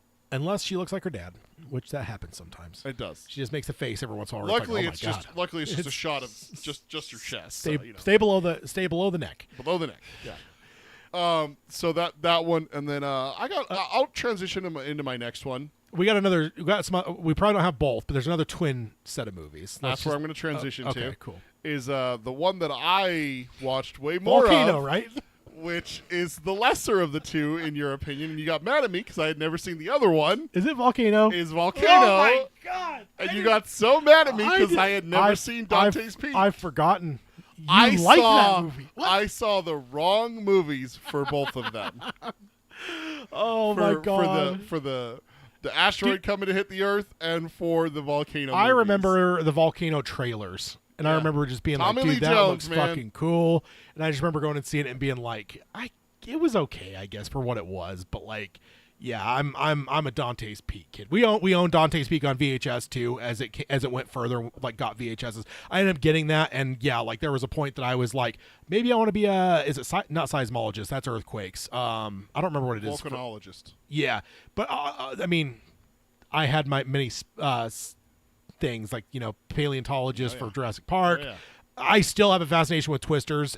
Honest to God, I might have it in my bucket list to go with the Storm Chaser. I might regret it, but like there's something about tornadoes that are just like, kind of like I said with the impossible. Like there's just an element of like, maybe I didn't say it, but I was thinking it. But like the idea of just the absolute fucking power of Mother Nature is just hard to fathom, and it works for any of these, right? Dante's Peak, Volcano, Twister, like all of this stuff. The impossible, like there's just an aspect of nature where sometimes I feel like nature is just like, oh, you did an atomic bomb. Let me just remind you that I could still fucking make you my bitch. Yeah. Like 10 Ways of Sunday. Yeah. Here's a fucking hurricane. Here's a tornado. Here's a fucking volcano. Here's like, a tsunami. Yeah. It's just all this shit is just like it's like we feel like we've got like shit mastered, and then this shit happens, and it's like, wait, what the fuck? Like Let me talk about a new. I saw a trailer for it today.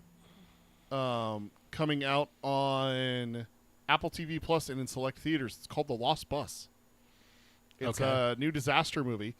Here's the description. Release date September 5th, 2025. So next Friday. I mean, this coming Friday. Yeah. 6 days from now. A white-knuckle ride through one of America's wildfires as a wayward school bus delivery driver and a dedicated school teacher battle to save 22 children from the inferno. So it's the California wildfires. Okay. Okay. Here is the main character's name. All right. His name's all right. That's right. That's He a doesn't lot. have a name. That's him. So, Matthew McConaughey plays the bus driver. Okay. So that comes out next week. So produced by Jamie Lee Curtis, by the way. Ooh. So She's made quite the stir online recently. has she? She did a photo shoot, and there were some assets that were shown that it made a lot of people, younger especially, be like, wait, who the fuck is Jamie Lee Curtis? Because she is Hot dog. smoking for an older lady. Hayden says The Lost Bus, Miss Frizzle's last ride. So you were Volcano. I did. Yeah, Volcano. I've lost it. I understand. I understand. I do. I might revisit it just for like nostalgia, because Yeah. I probably haven't seen it since like theaters back in the day. But just real fast, The Lost Bus is directed by the guy who did Captain Phillips and Jason Bourne. oh, okay. United Green. 93. Mhm. What's his name? Green. It is Paul Greengrass. Greengrass. So- Yeah, he's so, also it's- The Long Walk. Oh, is he? Mm-hmm. I missed that on his. So yeah, that I caught that today watching a college football game. That I was like, oh, speaking of natural disasters, I have to make sure to mention that. So I felt like the right time to do that. Okay. With you. But Volcano, I watched it, and I always thought that it was really cool that it happened in a city, because Yeah. volcanoes are one of those ones where it's like, that's not that big of a threat. Like Yeah. it's out there. Yeah, just you don't know? build your house on the edge of one and you're fine. Right, exactly. That's not one that I'm ever going to experience. It's just like Twister's not a threat for me here in Utah. We've had one real tornado in the state of Utah in the last. And real. For it was us, like, it was real. like an F1, F2. I think it was F1, but it was like even barely that. Like it was barely a tornado. like anyone in the Midwest be like, "Wait, you call that a tornado?" Yeah, and it hit downtown Salt Lake, and we literally had one person pass away. Unfortunately, I thought it was two, but yeah, it's. I not. think I last time I looked it up, it said one, so Oh. maybe it was two. But I just remember watching Volcano with my younger sister, and I remember watching Dante's Peak when you found out, because you were pissed because you hated Volcano. James Bond and Sarah Connor. I didn't like Dante's Peak. I still have not Really? revisited it since that one time I watched it. So. I will say I did. I was quite sad when I saw the audience ranking online is not great for it. So apparently it's not very well loved. Not that that means anything to me. I still fucking love it. In fact, it's up on the shelf behind me here. I only realized it last night, and the reason I watched The Impossible is because I realized Dante's Peak was not in my collection. It was not streaming anywhere, so I bought it, and it was delivered about 3 or 4 hours ago. Nice. So. No time to watch it, but I will be watching it. Jesus Christ, it's got a 30% on Rotten Tomato. That's brutal. Dude, I didn't believe you that it was that bad. But yeah, it's nonsense. oh my god, the like audience score is not good either. Yeah, Baraki says Dante's has much better characters and drama, and I think again it's the drama. It's like I think Volcano is way more Armageddon-y, whereas Dante's Peak feels a lot more Deep Impact in terms of like you got more drama, whatever. Also, I was fascinated for a chunk of time as a kid with Mount St. Helens. So with Dante's Peak essentially replicating that to an extent, like I think that's what I loved about it a lot. Is because like honestly, outside of that, have they ever done anything else on Mount St. Helens? Like I feel like that's just like made for a movie, right? Like make a movie about that fucking photographer that was up there when it went up. Like that just because again, natural disaster. I feel like it's just fucking primed for it. And I know Dante's Peak kind of took an element of it, but like, and I'm really looking for. In fact, I meant to rewatch it last night before I realized it wasn't in my collection. So that's my choice. I mean, so anything more you want to say about Volcano? No, I just remember enjoying it. I remember them like trying to divert the lava, and I think that's where it might have been you or it might have been my girlfriend in high school got really pissed off. It's like, you can't divert lava with concrete. What the fuck is this stupidity? It's so dumb. Well, that's what Baraki says. Has some dumb stuff, like the acid lake scene is pretty dumb. Then them driving over fresh lava is dumb, but the drama is great. So, yeah, it probably has its moments. That's Dante's, yeah. Yeah, I probably haven't seen it in a while, but I do want to revisit it because I remember, again, it was one of those core things. Your family had a much bigger VHS collection. Yes, we did. But like we didn't, so it's like the ones that we had were like, that was huge. But we also like the reason how we found Volcano is it was that was a rental one. That's one where we went to Hollywood Video and we rented that one. Me and my sister loved it. My older sister. You guys go to Hollywood on 35th? Mm-hmm. I wonder if we were ever in the same video store. Dude, I have a story for you about that shit. I wonder, man, because that's the one I spent my summers at that fucking. I mean, the fact is that you grew up in a neighborhood, at least a few blocks moved there, dude. It's about 2 miles away from my parents' house. Is it that far? I live about a mile from my parents' house now, and I'm about halfway in between. Okay. That's the only reason I know. Okay. Is because I've clocked it from how far I live now to my parents' house. I'm one of those people that didn't move far from my parents. Yeah. But you lived just down the street for the longest time. Yeah. And then eventually you moved around high school. You moved out away from. Because even when we moved in like late elementary, early junior high, we moved to the condos, which was like in the same neighborhood, which as actually where I grew was up. Closer to my parents' house, and a little bit closer. It moved a little bit closer to that. Yeah, so it's like we had to have crossed paths. And the fact that I didn't realize you guys went to Hollywood Video, I thought you would have went to the Blockbuster up there by that Smith's. No, we hated Blockbuster. So that makes me think like there's probably times that you and I were Blockbuster up by Smith's. Wasn't there one right there by that Smith's by your? Nope. I thought the closest Blockbuster to us was down on Redwood Road. Interesting. I thought there was one up there for. I mean, we were never Blockbuster fans. My dad had a falling out with the manager of Blockbuster, so that's why we actually went to a place down by the E-Center. Yeah, that was called Rocky Mountain. Yeah. That's actually where we went until they closed. Yeah, and then Hollywood Video. I spent a lot of time at Hollywood Video opened. Dude, Rocky we Mountain had to have been there at the same fucking time on a Friday. Were you ever there when someone closed a little girl's fingers in a van door? And you heard her screaming? I don't know. I was just wondering if that was a core memory that would unlock for you. Because that was me closing the door on my little sister's fingers. What'd you do that for, you dick? I didn't mean to. That's what they all say. Any more you want to say about Dante or Volcano? No, just that I remember that those two. I had to bring those two up. Okay. That I was on the wrong side with Tad both times. Okay. So let's move on over to Twister. I mean, obviously the one that core we have to talk memory, about. right? For both of us. We have to. I feel like that's just like the movie for the 90s kids. Bill Paxton, all-time fucking legend. Yeah. Philip Seymour Hoffman, that may be my first exposure to him. Helen Hunt. Was him. Helen Hunt, I may have seen in other stuff, but that's She probably was also in a TV show during the 90s. that's probably I knew her. that's probably my main thing I knew with her for sure. But she eventually grew into some other stuff to where like, yeah, Helen Hunt's Helen Hunt. But like, yeah, I know. Mad About You. Of course, Bill Paxton is in a million things. Oh, yeah. So, but I always loved him in Twisters. So again, I became obsessed with Twisters. In fact, my one story about the Salt Lake Twister was I didn't know shit. I was just a kid. Yeah. But I had seen Twister enough Yeah. to know, and I was like, those clouds kind of look green. I wonder if that's a Twister. Then Day of the... Really? Yeah, but I'm just parroting the fucking line from the movie. Sure. So, like, I didn't actually know anything. I'm just repeating a line from a movie. But lo and behold, we were actually driving away from the house at the time. We come back to the house after shopping for a bit and found there actually wasn't a tornado. I almost an earthquake, too. So, yeah, that's like my little, like, Yeah. story and it's because of Twister. I love this movie. I still fucking watch it probably every 5 or so years. Yeah. It's a fucking classic. It's so good. I gotta go. We got cows. Yeah. Yeah. Where'd you get all this beef? Did you see the cows outside? No. Oh. Oh. That meal.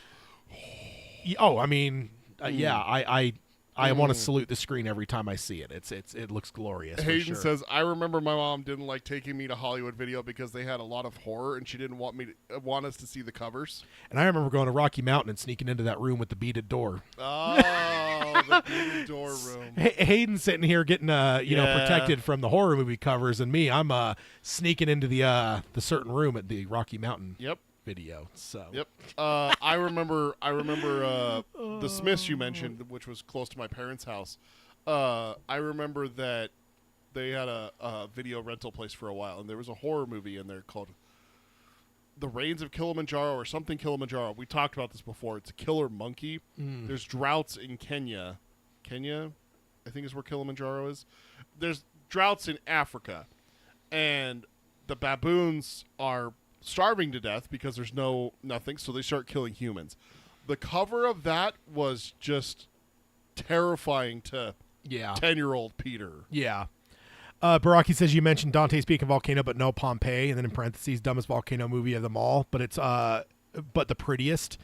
I've actually never seen that one, but that would be an interesting one to cover in a movie for sure and see in a movie, because Pompeii is a kind of an interesting archaeological thing, right? Like essentially it blows up and fucking destroys and freezes a bunch of people in time. Is that the loudest thing it recorded in human history, or is that a different volcano exploding? I thought it was the nuclear bomb, the Tsar bomb.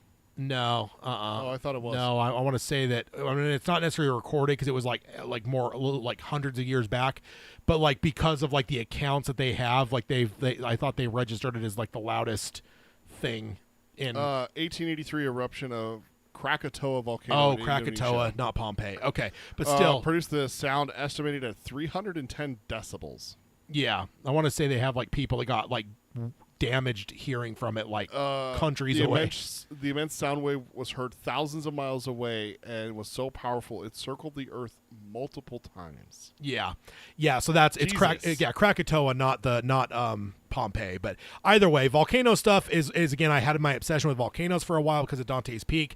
I had my Jurassic Park era gave me, I mean, every little boy is interested in dinosaurs, but Jurassic Park came out when I was like 7 or 8, so that's like the perfect dinosaur age. And then Twister, like again, I still have a fascination. I still will probably at some point go hire a fucking, or get on one of those storm chaser things where you go with them to like chase a storm, because like there's just an element of like, I want to know what that looks like. I want to know what a real one. And of course, there's probably people listening from the Midwest going, "You're a fucking idiot. Why would you want to see that?" Yeah. But there's just a fascination with tornadoes. It's the same people that want to see a hurricane, and stuff like that. So yeah, I get it. One natural disaster that doesn't have any movies for me on my list is... I had a question on that. I don't know with where... I had a couple questions at the end, but yeah, one of them was any disaster movies you'd want to see.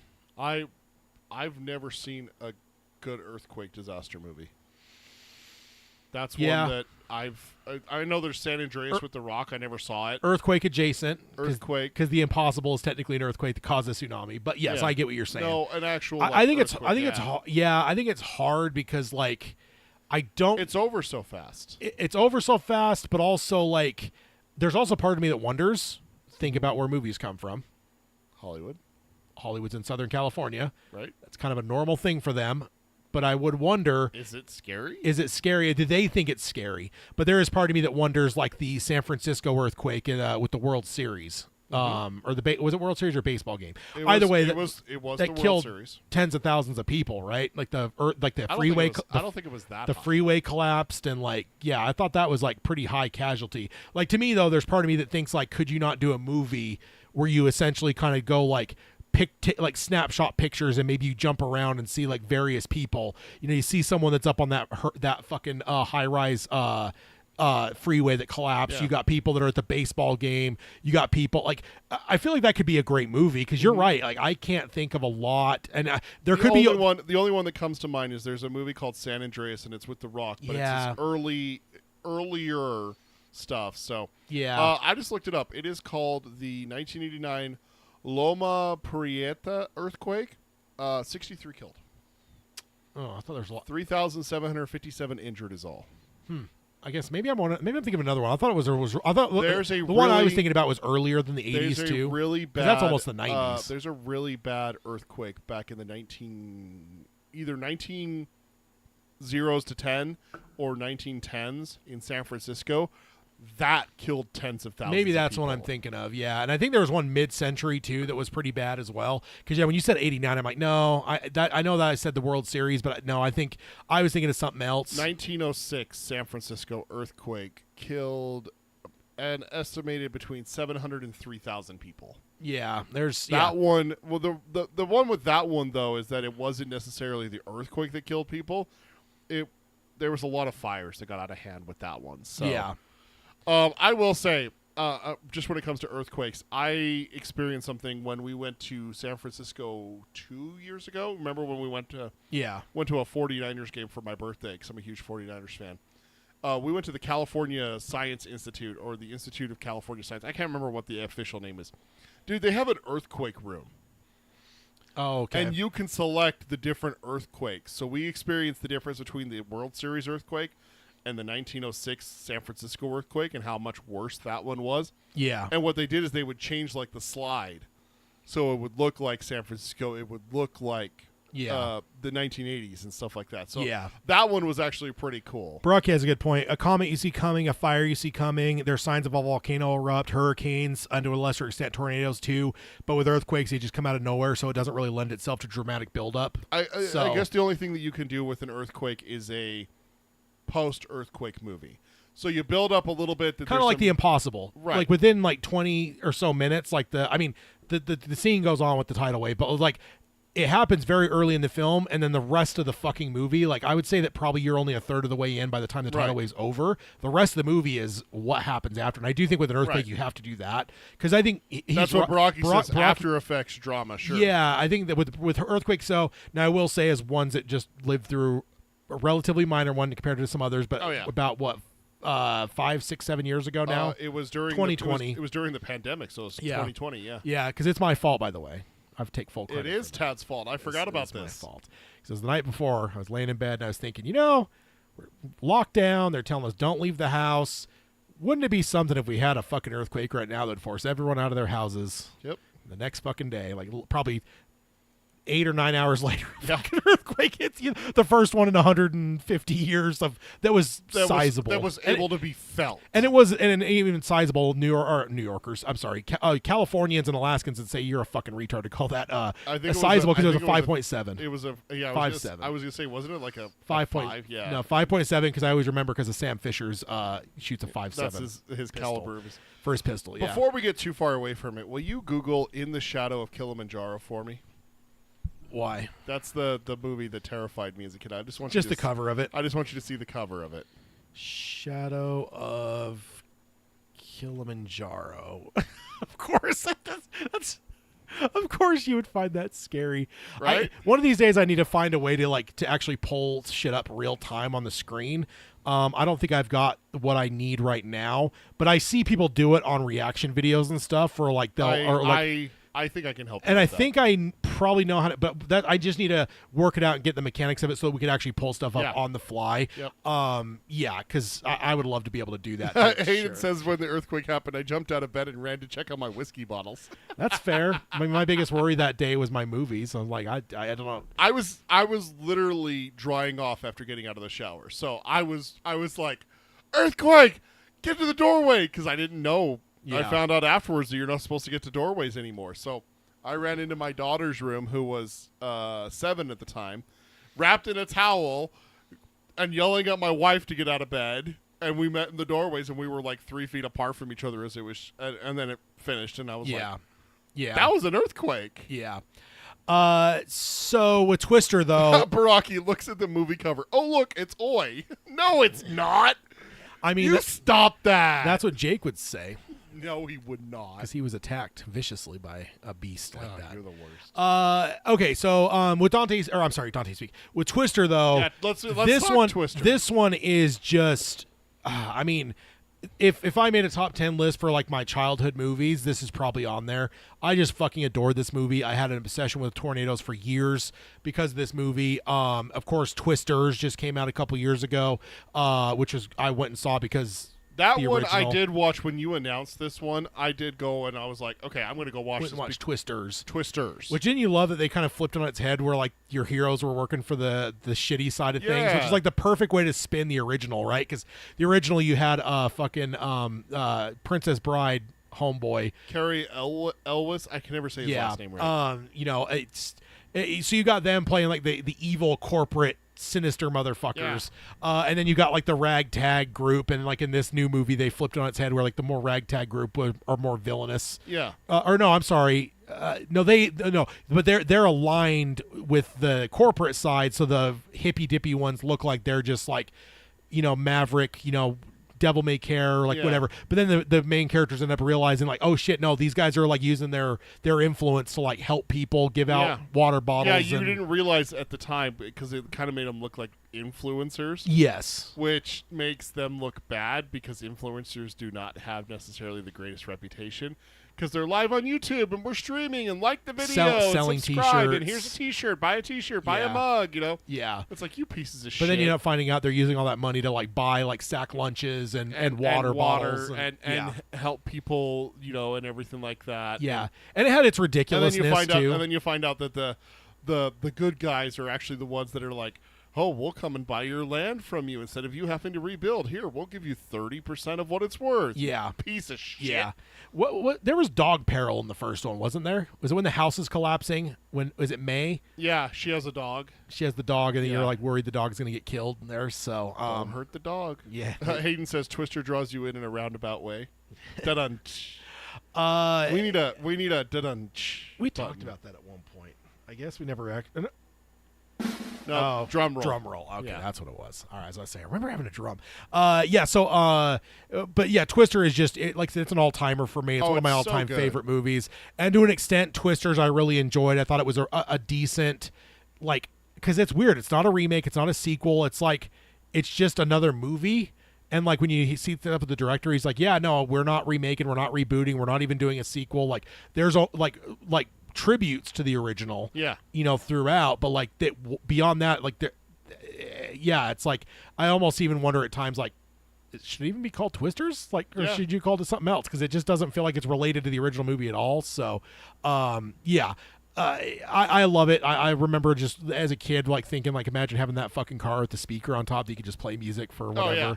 Also, dude, the fucking drive-in scene with The Oh, Shining playing, yeah. and that fucking tornado in the background, like one of the most fucking It's so- brilliant. So ominous. It is. Where it's like, but this one has it as well. In Twisters, it also has it with the rodeo.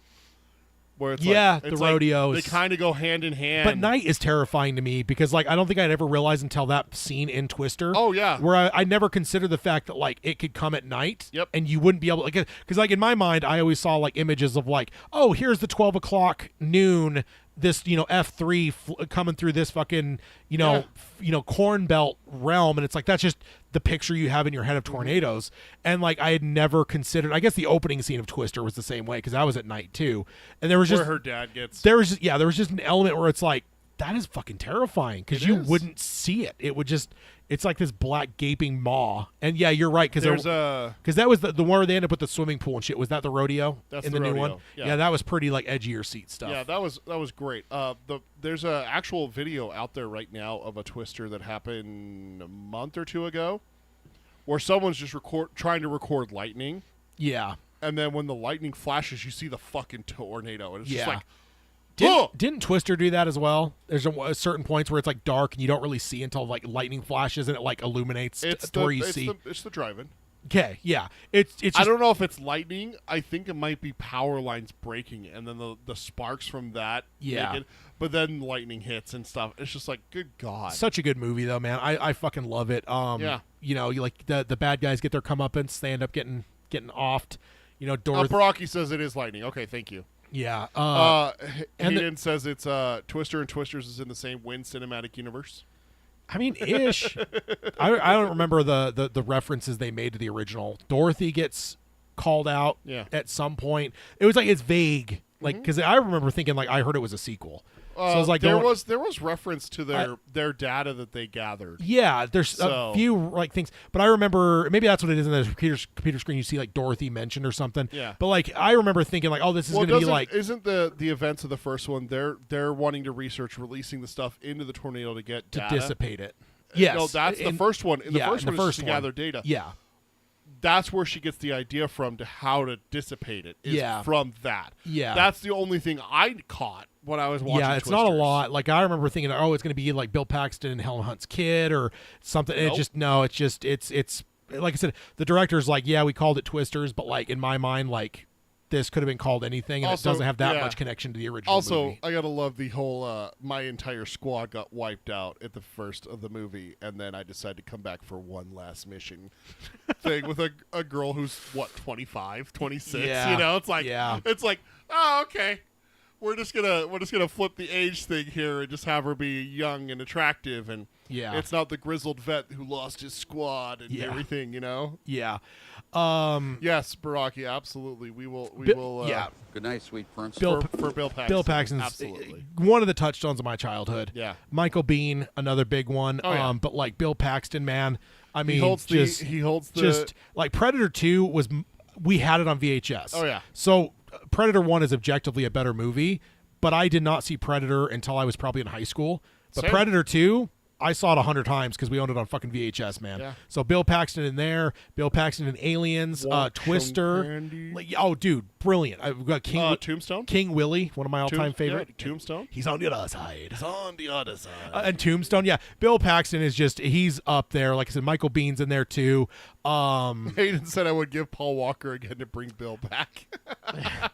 I'm blanking. There's another big one. Aliens? No, it's Val Kilmer. Oh, Val Kilmer, Another yeah. touchstone one where he's just like, he's in some, like, Top Gun. and of course there's like Harrison Tombstone. Ford, but it's like Harrison Ford's a cheat code. Like, Yeah. you go away, Han Solo and Indiana Jones. It doesn't count. Yeah, that doesn't count. But that's it. That's See, almost that like, that right there, where we're able to say the same episode 3 meme line. That's something that Tad and I have done for 20 years. since 2005. Yeah, pretty much. 20 years with episode 3. Maybe a little bit before that if you count episode 2 and 1 stuff, but it was way heavier after episode 3. Absolutely. But yeah, like, but those are like those ones again when you look at the DNA of your childhood. We talked about like the DNA of our geekery, but maybe there's another topic at some point we could talk about. It's like those definitive childhood movies. Oh, yeah. And I just feel like if you like those names I just listed, like those are gonna make up a good chunk of those movies that just were the fucking replay movies for me. Right? I got one for you. Instead of definitive childhood movies, definitive young adult movies. Because I hate to break it to you, if you're going to ask me for childhood movies, you're going to get a fuck ton of Disney. All right?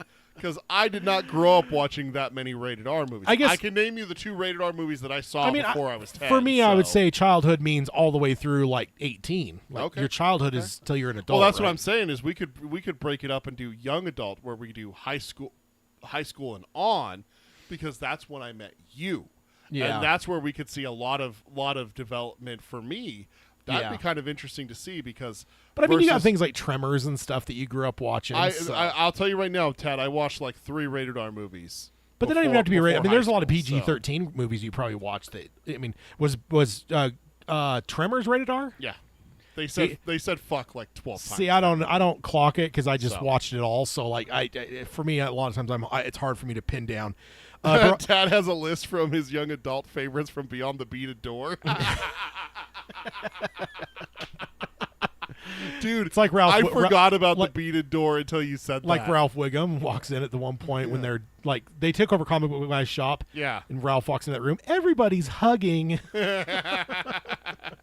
Baraki says Val wasn't the worst Batman, but was in the worst Batman movie. I disagree. Batman and Robin's much worse than Batman Forever. I have not seen those two movies. I don't think I've seen them all the way through. I revisited Batman Forever just in case when HBO Max launched. So that's only, 2-3 years ago? Just to see. That's longer than that, isn't it? And I will say it's not good. It's certainly a huge dip away from as good as the Kilmer or the Keaton movies were. I was thinking Keaton, but then I was also thinking Burton, and that's came out. Kilmer. So it is a dip, but it's nowhere near as bad as Batman and Robin for me. You think 2-3 years for HBO Max? Something like that. 5. Came out in 2020. Oh, that's right. Launched during the pandemic. Because they launched it and then they essentially put all their movies over there as well. Then they rebranded in 2023 to become Max, and then in 2025 rebranded back to HBO Max. That's why it was never anything but HBO Max. Anything Tad hates that. Anything more you want to say about Twister? I love Twister. I love the story. I love the idea of being able to learn. That's the whole point of it. I like that more than Twisters, where it's like, we're going to stop a tornado. Yeah. That's a little Hollywood-esque for me. Yeah. Twister felt more real and more grounded. More where it's grounded, like, we got to learn what we can, and the only way we're going to do that is if we get Dorothy up her ass. So we got to take Dorothy and shove it right up the tornado's ass. And Helen Hunt in that tank top. I mean, it's white. I was never as big a fan of Helen Hunt as I was during that movie. There's some sexy ladies in disaster movies, Tad. There are. Yes, indeed. I think the only genre that's got them beat is probably horror. Horror, yeah. I mean, a lot of eye candy in horror. There's a lot of eye candy in horror, which is why there is no killers that go after men. It's got to have the eye candy. Also, Ferris Bueller friend is in Twister too. Oh, he is. Yeah, he's one of the nerd guys. Don't fold the maps. You got to roll the maps. Yeah. Yeah. He's in like the Someone nerdy. hit him with a map, will you? Just smack. Right? Also, I only learned this like in the last couple years. Apparently, there was a wardrobe malfunction with Philip Seymour Hoffman. There was a point where he was sitting, and a certain part of him became exposed, and they basically like airbrushed it for like the VHS. Oh, so literally, I think VHS, but it's just one of those weird things I heard about like only a few years ago, and I'm like, watch that movie 100 times, and I never would have seen it anyway. He probably did it on purpose. No, I'm just kidding. It's always one of those weird things I heard about where I was like, well, that changes a movie. Also, the other one, I don't know if you've ever seen it, but Grease 2, there is actually someone that has a wardrobe malfunction, and it's still in the movie. I've never seen Grease or Grease 2. Oh, really? No. Anything more you have to say about Twister before we move on? I love Twister. It's a great movie. And that brings me to the end of my list, Tad. Twister and Twisters. That's it. So we only have a few more minutes, but I have a few that were a little bit more of the ones that I had to think outside the box a little bit. Well, I'm sorry. I gotta give my one that is a natural disaster movie, and I will not be talked out of it. Don't threaten me. You can't threaten me, Tad. I don't know what you're talking about. Yeah, it's not on camera. This movie has a natural disaster in it, therefore it can be counted as a natural disaster movie, and it is one of the most terrifying movies of all time. Go on. Congo. Oh my God. It has a volcano in it, Tad. It's a natural disaster movie. That movie is terrifying. I do not remember that movie at all. Maybe I need to rewatch it just for That's your what sake. we should do for our November episode. We should watch Congo and talk about it. Because that movie fucking traumatized me as a kid. That one and Tremors are the two reasons that I am scared of the desert. Like open desert. If I had to walk across the open desert, I'm going to have an elevated heart rate every second of it. And then I do not like gorillas. Apes, gorillas. So you weren't a fan of the new Apes trilogy? No.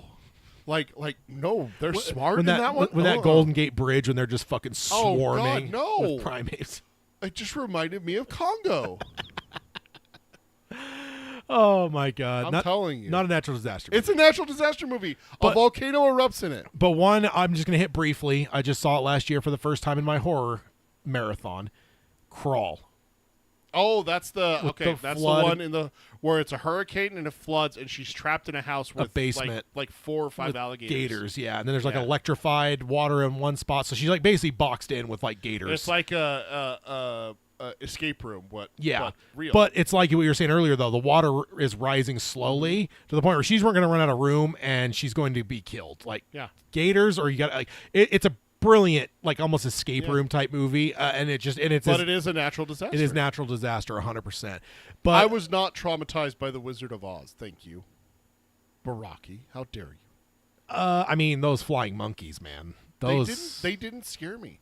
yeah. I don't know why, but they did not scare me as a kid. Yeah, I may have had a few nightmares about flying monkeys in my early days. I've heard that over the years, and I'm just like, that's not scary. You know what my I don't know if I've ever told you this. You know what my boogeyman was as a kid? What? Have I ever told you? I don't think so. You may even laugh. Okay. No, it's the wolf from Neverending Story. No, that terrified me. But Yeah. my I had some boogeyman dreams. Hayden might even be interested in this. But I had dreams of the boogeyman, but it was two movie things merged together. Okay. The bottom, tentacles, like the Little Mermaid. Oh, Ursula. Yeah. Lower end like that. Yeah. But coming up, it was Palpatine. Palpatine with fucking squid shit underneath him. Like, That's so weird. really young, 5 or 6 years Yeah. old. Like, that was. I had 4 or 5 dreams, but Let's see. I wonder if ChatGPT could make something. Oh man. Can you combine? Hayden says Mork is a demon, and that is true. That fucking terrified me as a kid. But it wasn't my boogeyman. That was just something that scared the fuck out of me as a kid. I used to have it time perfect too. I knew exactly when to go up to get a snack, and I would know exactly the minutes I needed to go upstairs to get my snack and get back down when Mork was off the screen. So, but the next one I wanted to mention, and this is probably the last big one I need to mention. Let me hit the smaller one, but this will tip my hand to my larger one. Okay. Because they're kind of connected. I'll give almost like an honorable mention. Contagion. Okay. So world-ending disease outbreak type stuff. So Outbreak. Outbreak is number one, or is the big one I want to mention. Is that a natural disaster movie? Disease? It's just a disease, right? Like it's But not, like fucking destroying. that's not man-made. That No, just it's- happened. Yeah. Yeah. Okay. So Tad. Outbreak, and now it's another like foundational movie for me. I think we own that one on VHS as well. If not, I rented it a fuck ton. Yeah, I just love it. It's probably one of my as a kid it would have been my favorite Dustin Hoffman movie. Hook, I guess, is kind of in there too, but like that's not Dustin Hoffman. That's Hook. That's Hook.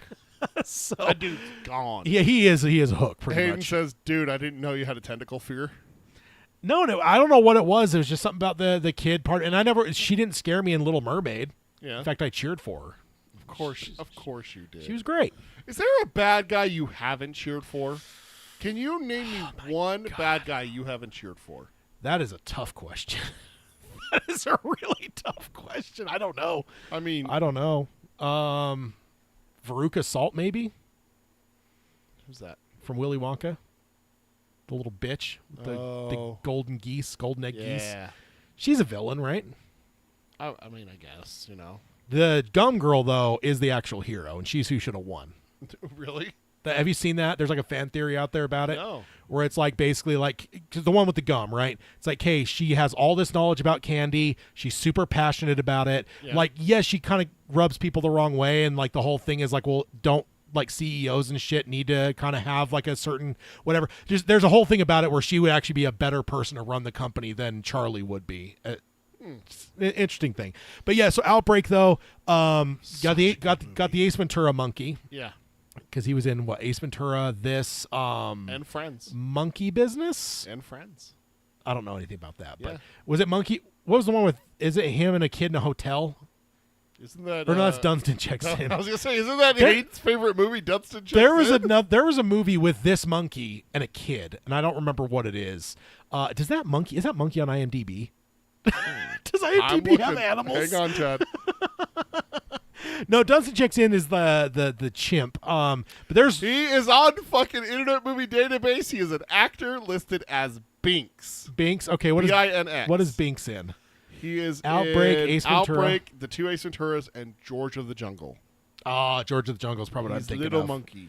Okay. The other one is Uncredited in Ace Ventura 1 and 2 and Outbreak. He is only credited in George of he's the Jungle. fucking credited, man. He is not credited He is according credited. to Internet Movie Database. He is a legend. But he's the monkey in this. I mean, again, disease is just such a fucking terrifying thing, and I know that that has a whole different thought process now after COVID. But just the whole thing with this, I remember the whole revelation. It's one of my favorite scenes when they discover that it jumped to being airborne. Yep. This is where my fear of Ebola originated, because it's essentially Ebola that they're riffing on with this. I've Just seen Outbreak a few times. Yeah, where it just liquefies your insides and stuff.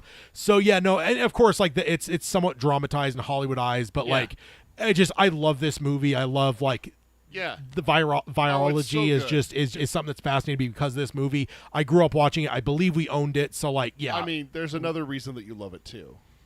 What, nuking the people at the very beginning? When they're like, it's aid and deet, deet. You see the thing? Baraki, that would be incorrect. Tad hates I Am Legend. I will tell you that right now with a passion. One reason.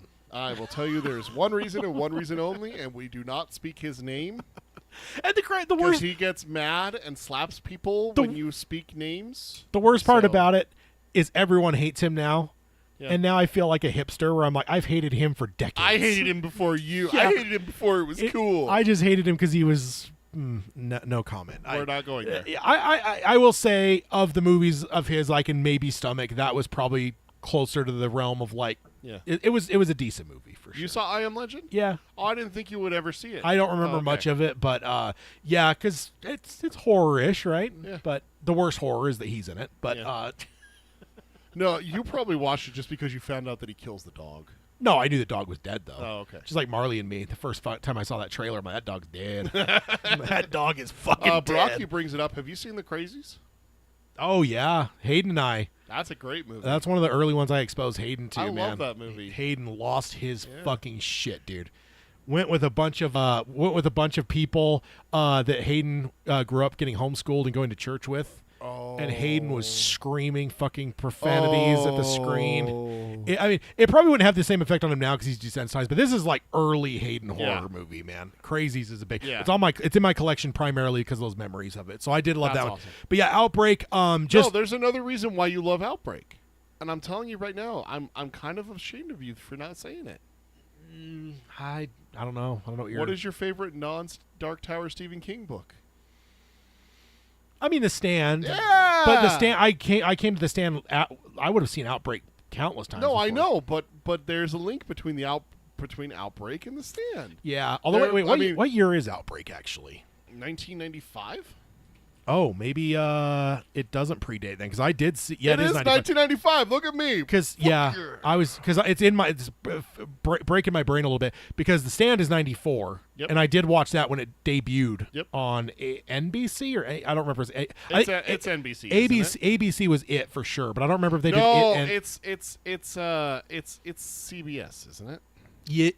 Yeah, because Paramount is where the new one wasn't it? Yeah, so maybe they still have the rights to it. It was like a perpetuity rights type thing. But yeah, I love it. I mean, Dustin Hoffman, probably one of my favorite movies of his. Morgan Freeman, who's his wife? Renee Russo. Oh God, Kevin Spacey's in it. I forgot about that. Donald Sutherland, Cuba Gooding Jr., Patrick Dempsey. Got some Scream people in here. I do need to rewatch. Is Dale Dye? Yeah.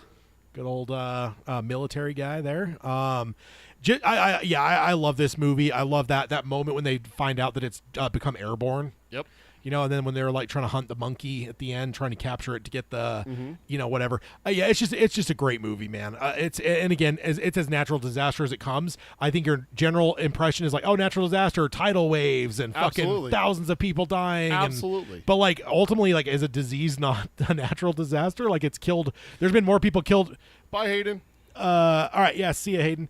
But more people have died from disease over the years than every natural disaster combined, right? Oh, I think you could name 7 individual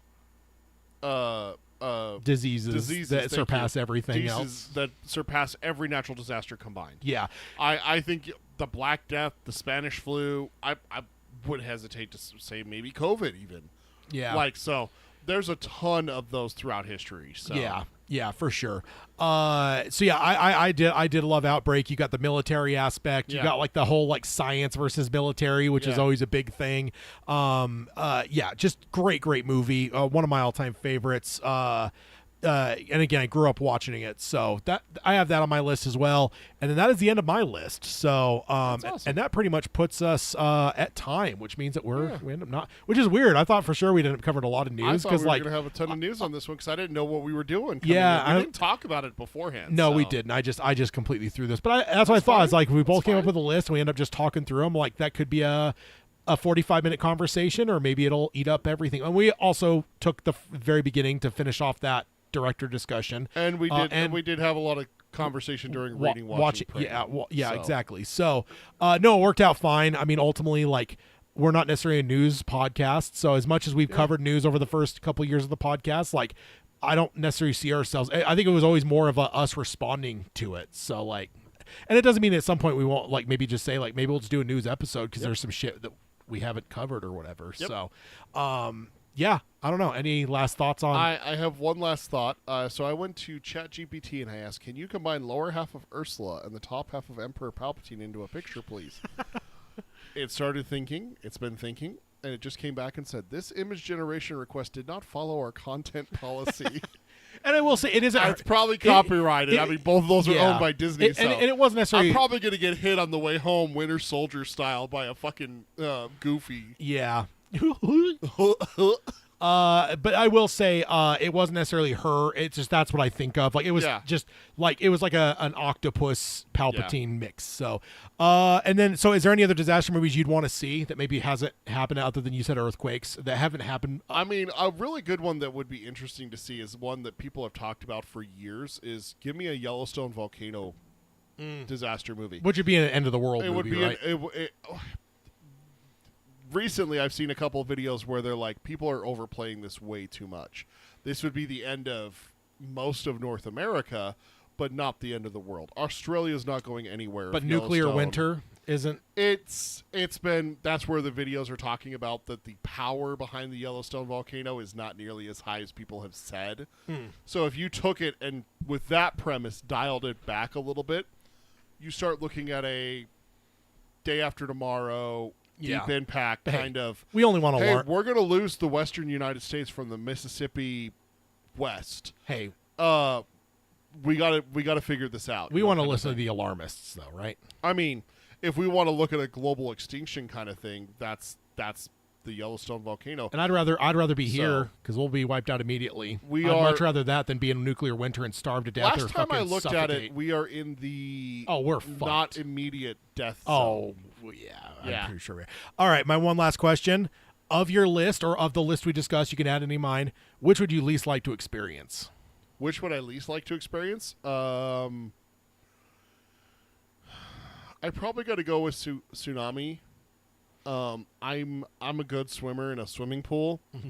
In a controlled environment. In a controlled environment. You put me in the ocean, I'm not in good enough shape to even support myself. So yeah, I think that one's got to be it. See, the thing is like a comet, I can't do anything. There's nothing I can do. So, okay, that's out of my control. An earthquake, twister, if I'm driving through the Midwest and a twister happens, that's over in a minute and a half. Yeah. So, okay, I'll take that. A hurricane, I'll take that. Yeah. I just move out of the way. You know? Although, how often do people not, though? They don't leave. I will never understand that. I mean, I'm not going to victim blame, but all I'm saying is Katrina, there was a lot of people, we've been through a lot of hurricanes before. It's like, no, this is, and of course, there was a lot of failures of the fucking presidential administration to not help people as they should have, or as quick as they should have. But there were people where I remember pulling my hair out back then, really being like, dude, why are these people not evacuating? They're telling them for like a week, like, this fucking storm is coming and going to hit this region. Like, I would be in fucking, like, probably like Montana. Yeah. By the time that fucking hit, and I go. The thing is though, It's is that terrifying to me. I will say, But I don't this. live through them, so for me, Yeah. that's an alien thing to me. Yeah. Like a hurricane, I'd be like, get me the fuck out of here. Yeah. Versus them that they kind of get them every year to one extent or another. So I think the big thing with like all the other ones is it's either really fast or there's advanced warning.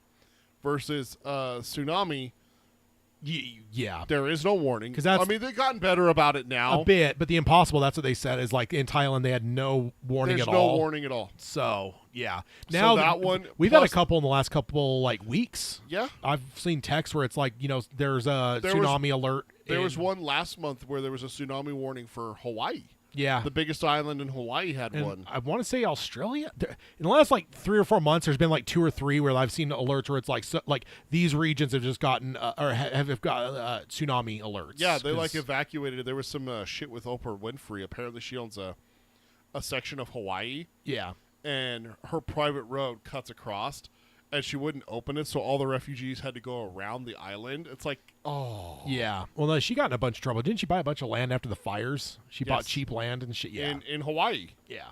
after the Yeah. wildfires there. So No comment. Yep. I think I agree. Tsunami is probably one of the most terrifying, except unless I count Outbreak. outbreak. I mean, 'Cause- we kind of already lived through it, you know. Not So, like that. Not like that. That's no. like if Ebola went airborne, like I'm not a suicidal person, but I would certainly think about it Yeah. because that I don't want to die that way. That No. is fucking absolutely If you contracted it, that'd be game over, man. no, just yeah. In yeah. honor of Bill Paxton, game Yeah, over, and man. then Renee Russo, doesn't she prick herself with the needle in that one scene? That's got a lot of drama in it. In Outbreak, they're doing the testing. Yeah. She slips and pokes herself. So, Yeah. good drama. Good drama for sure. But yeah, I think these are types of shows that we can do. I think if we understand that the topic itself's got enough breadth. I mean, and of course, a topic doesn't have to carry the entire episode. No. If it does, great. If not, whatever. Like if we have one that'll be an hour or something, an hour and 20-minute conversation, that's totally fine. We can plug in news or popcorn topics. But Quite a bit of news. I do like the idea of like this being like potentially an idea for, rather than even doing like top 10 lists all the time, Yeah. we could just shotgun a topic where it's like, let's just fucking. Yeah, because this could have been a top 10 list. Could have been, but yeah. I liked it better this format where we just kind of go back and forth and just more natural conversation. I love it. Yeah, I like it. So that will bring us to let's see, get to the emails. If you want to email the show, shoot an email to peter@geekeryabides.com and maybe send him some whatever of Kilimanjaro images. In the shadow of Kilimanjaro. Did you look it up and see if it's streaming anywhere? You should watch it. Have you ever seen it? No. Just the cover terrified you. The cover terrified me, and so I always kind of wanted to get it, but I never did. Sounds like a movie that'd be on like 10 streaming services because it's just like not a high-end movie. But dude, I'm with you though, man. I know like that's what kids these days won't ever experience is like when you went to a video store and you just saw a cover and it just captured your imagination Yeah. in one way or another. Because it's just, I mean, if they're scrolling through Netflix, do they have the same impact or do they just scroll by it so fast they don't see it? This So- movie is so not mainstream that Google can't even find if it's on a streaming service. You should search it on your Roku when we're done. Yeah. And then let me get my other slide here where we're talking next time. Peter's episode. How dare you? I'm Batman. Literally from that movie. Yeah, Peter's forcing me to watch it because he thinks that I'm being too hard on it. I think you're gonna enjoy it. I think. You used to not be as into it And then I rewatched it, and I Yeah. went, you know what? after you became a much bigger Batman fan. That's too. not that bad of a movie. I mean, I like Qui-Gon Jinn, so we'll give it a shot. I'm trying to remember who else is in it. Morgan Freeman. I know I see the scene on YouTube and Instagram every once in a while where he's taking over the company. Like, oh, I thought I fired you. Yeah. That's a cool scene. There's other actors in. Cillian Murphy. Cillian Murphy's in it. Yeah, he's kind of the main villain. I remember when they marketed it, they thought he Yeah. was the main villain. Then they kind of bait and switched us, and it Yep. turned out that it was Ra's al Ghul. Gary Oldman's in it. I mean, of course. Gary Oldman's in everything, sir. I love it. Who's he in the in Outbreak? Does he play the monkey? No, he's the bomb that they drop on the village at the very beginning. okay. So gotcha. They're like, well, we can't afford a bomb. Well, Gary Oldman will do it for cheap. It's back in the 90s. Gary Oldman was doing a lot of crazy shit back then. He was. Taking over Air Force One, for instance. I mean, Get off my plate. I love that movie. I fucking love that movie. It's a good one, man. Oh, it's a That's great one. what there's a topic for us. 90s action films. Yeah, we've discussed. We have a 90s one on our list somewhere. Was it action or? We have a 90s one on our list where we rank the decade. So 91 movies, 92 movies, 93 movies, 94 movies. Which actually, you know what? And we do a top 10 list with the 10 years of the decade. So I've been doing that since like I think 2011 or so, where I would basically do like a top 10 list of each year, and then at the end of that decade, I decided I would take that and boil it down to a top 20 list. I realized that because 2020 was such a fucking shit show that I basically not touched that list. So I've actually been going and retroactively filling out 2020, which is very short. I don't even think I have 10 movies from that year. I mean, there's not a lot of movies that came out, so but a lot of them got pushed. Then I filled out my shotgun list for the other years that have happened. There you go. And I need to go and suss out my top 10 for each of those years because at the end of 2020, I want to be able to make a top 20 for 2020 as well. So I just we should started doing that this last weekend. Maybe we should do a next year, in January or February. Maybe we'll do a Tad reviews the previous 5 years, the first 5 years of the decade. First 6 years, I guess, would be. Yeah. Do we do recap? No, we do a look ahead for the next year. We but do a look ahead, but we haven't done a recap. We don't really recap the previous year at all. Maybe So we should do that. I mean, even if it's not a full episode, maybe we just both like have like our top 10. And we would just do movies or just pop culture in general, where it's like it could be a book, it could be a TV show, it could be a video game. Like just top 10 moments for us. I feel like that'd have to be like a January episode. So maybe the December episode's a look ahead for the next year, and then and then January is hey, we're back from our break, and let's talk about 2025. Let's recap 2025. I like that idea. It's a good idea. Not to handcuff whichever of us has that episode, but I'm every down year for we it, have the so. end of year episode handcuffs, so I don't care. Yeah. Also, we get handcuffed plenty by movies that come out. So. Brock says In the Shadow of Kilimanjaro is not available on streaming apps according to Just Watch, which we used to use Just Watch a lot, but we have seen a little bit of hit or miss on it. So I'm going to look it up on Roku once we're done here, and we'll see. If not, maybe I'll have to see if there's if it's purchasable. Are you seriously going to buy a copy of it? Maybe. For you, I would do it, sir, because I'm that good of a friend. All right, guys. So that is next time we're talking Batman Begins. And then remember that is a week from today, which means I have very little time to watch that. I mean, I got plenty. I could watch it on Friday and stuff. And long weekend, too. That's true. You could watch it tonight. You could watch it on Monday. Yeah. You could watch it on Sunday. My goal is to use what I've got left of the weekend to catch up on Institute and Alien Earth, because I've really sad I've fallen behind on those. Listen, Batman's more important than both of those. So also, just to just throw it out there is a How It Should Have Ended for Superman. I watched it. You did? Okay. Oh, I watched it. I haven't watched those in a long time. If you've never seen it, I suggest watching the pitch meeting. Yeah, I watch him on occasion. You do watch him? Yeah, because that was a spin-off. His or whatever. Superman one is really fucking funny. Yeah, but I saw the How It Should Have Ended. I'm like, I haven't watched those in years, but I'll watch it for Superman because I love that movie. And like the Pattinson Batman and shit. Oh, it's so fucking good. It's great. All right, guys. So see you guys in 1 week where we're talking Batman Begins. And then after that, there will be a little bit of a break until the 27th. Will be the next episode after that, because we're moving.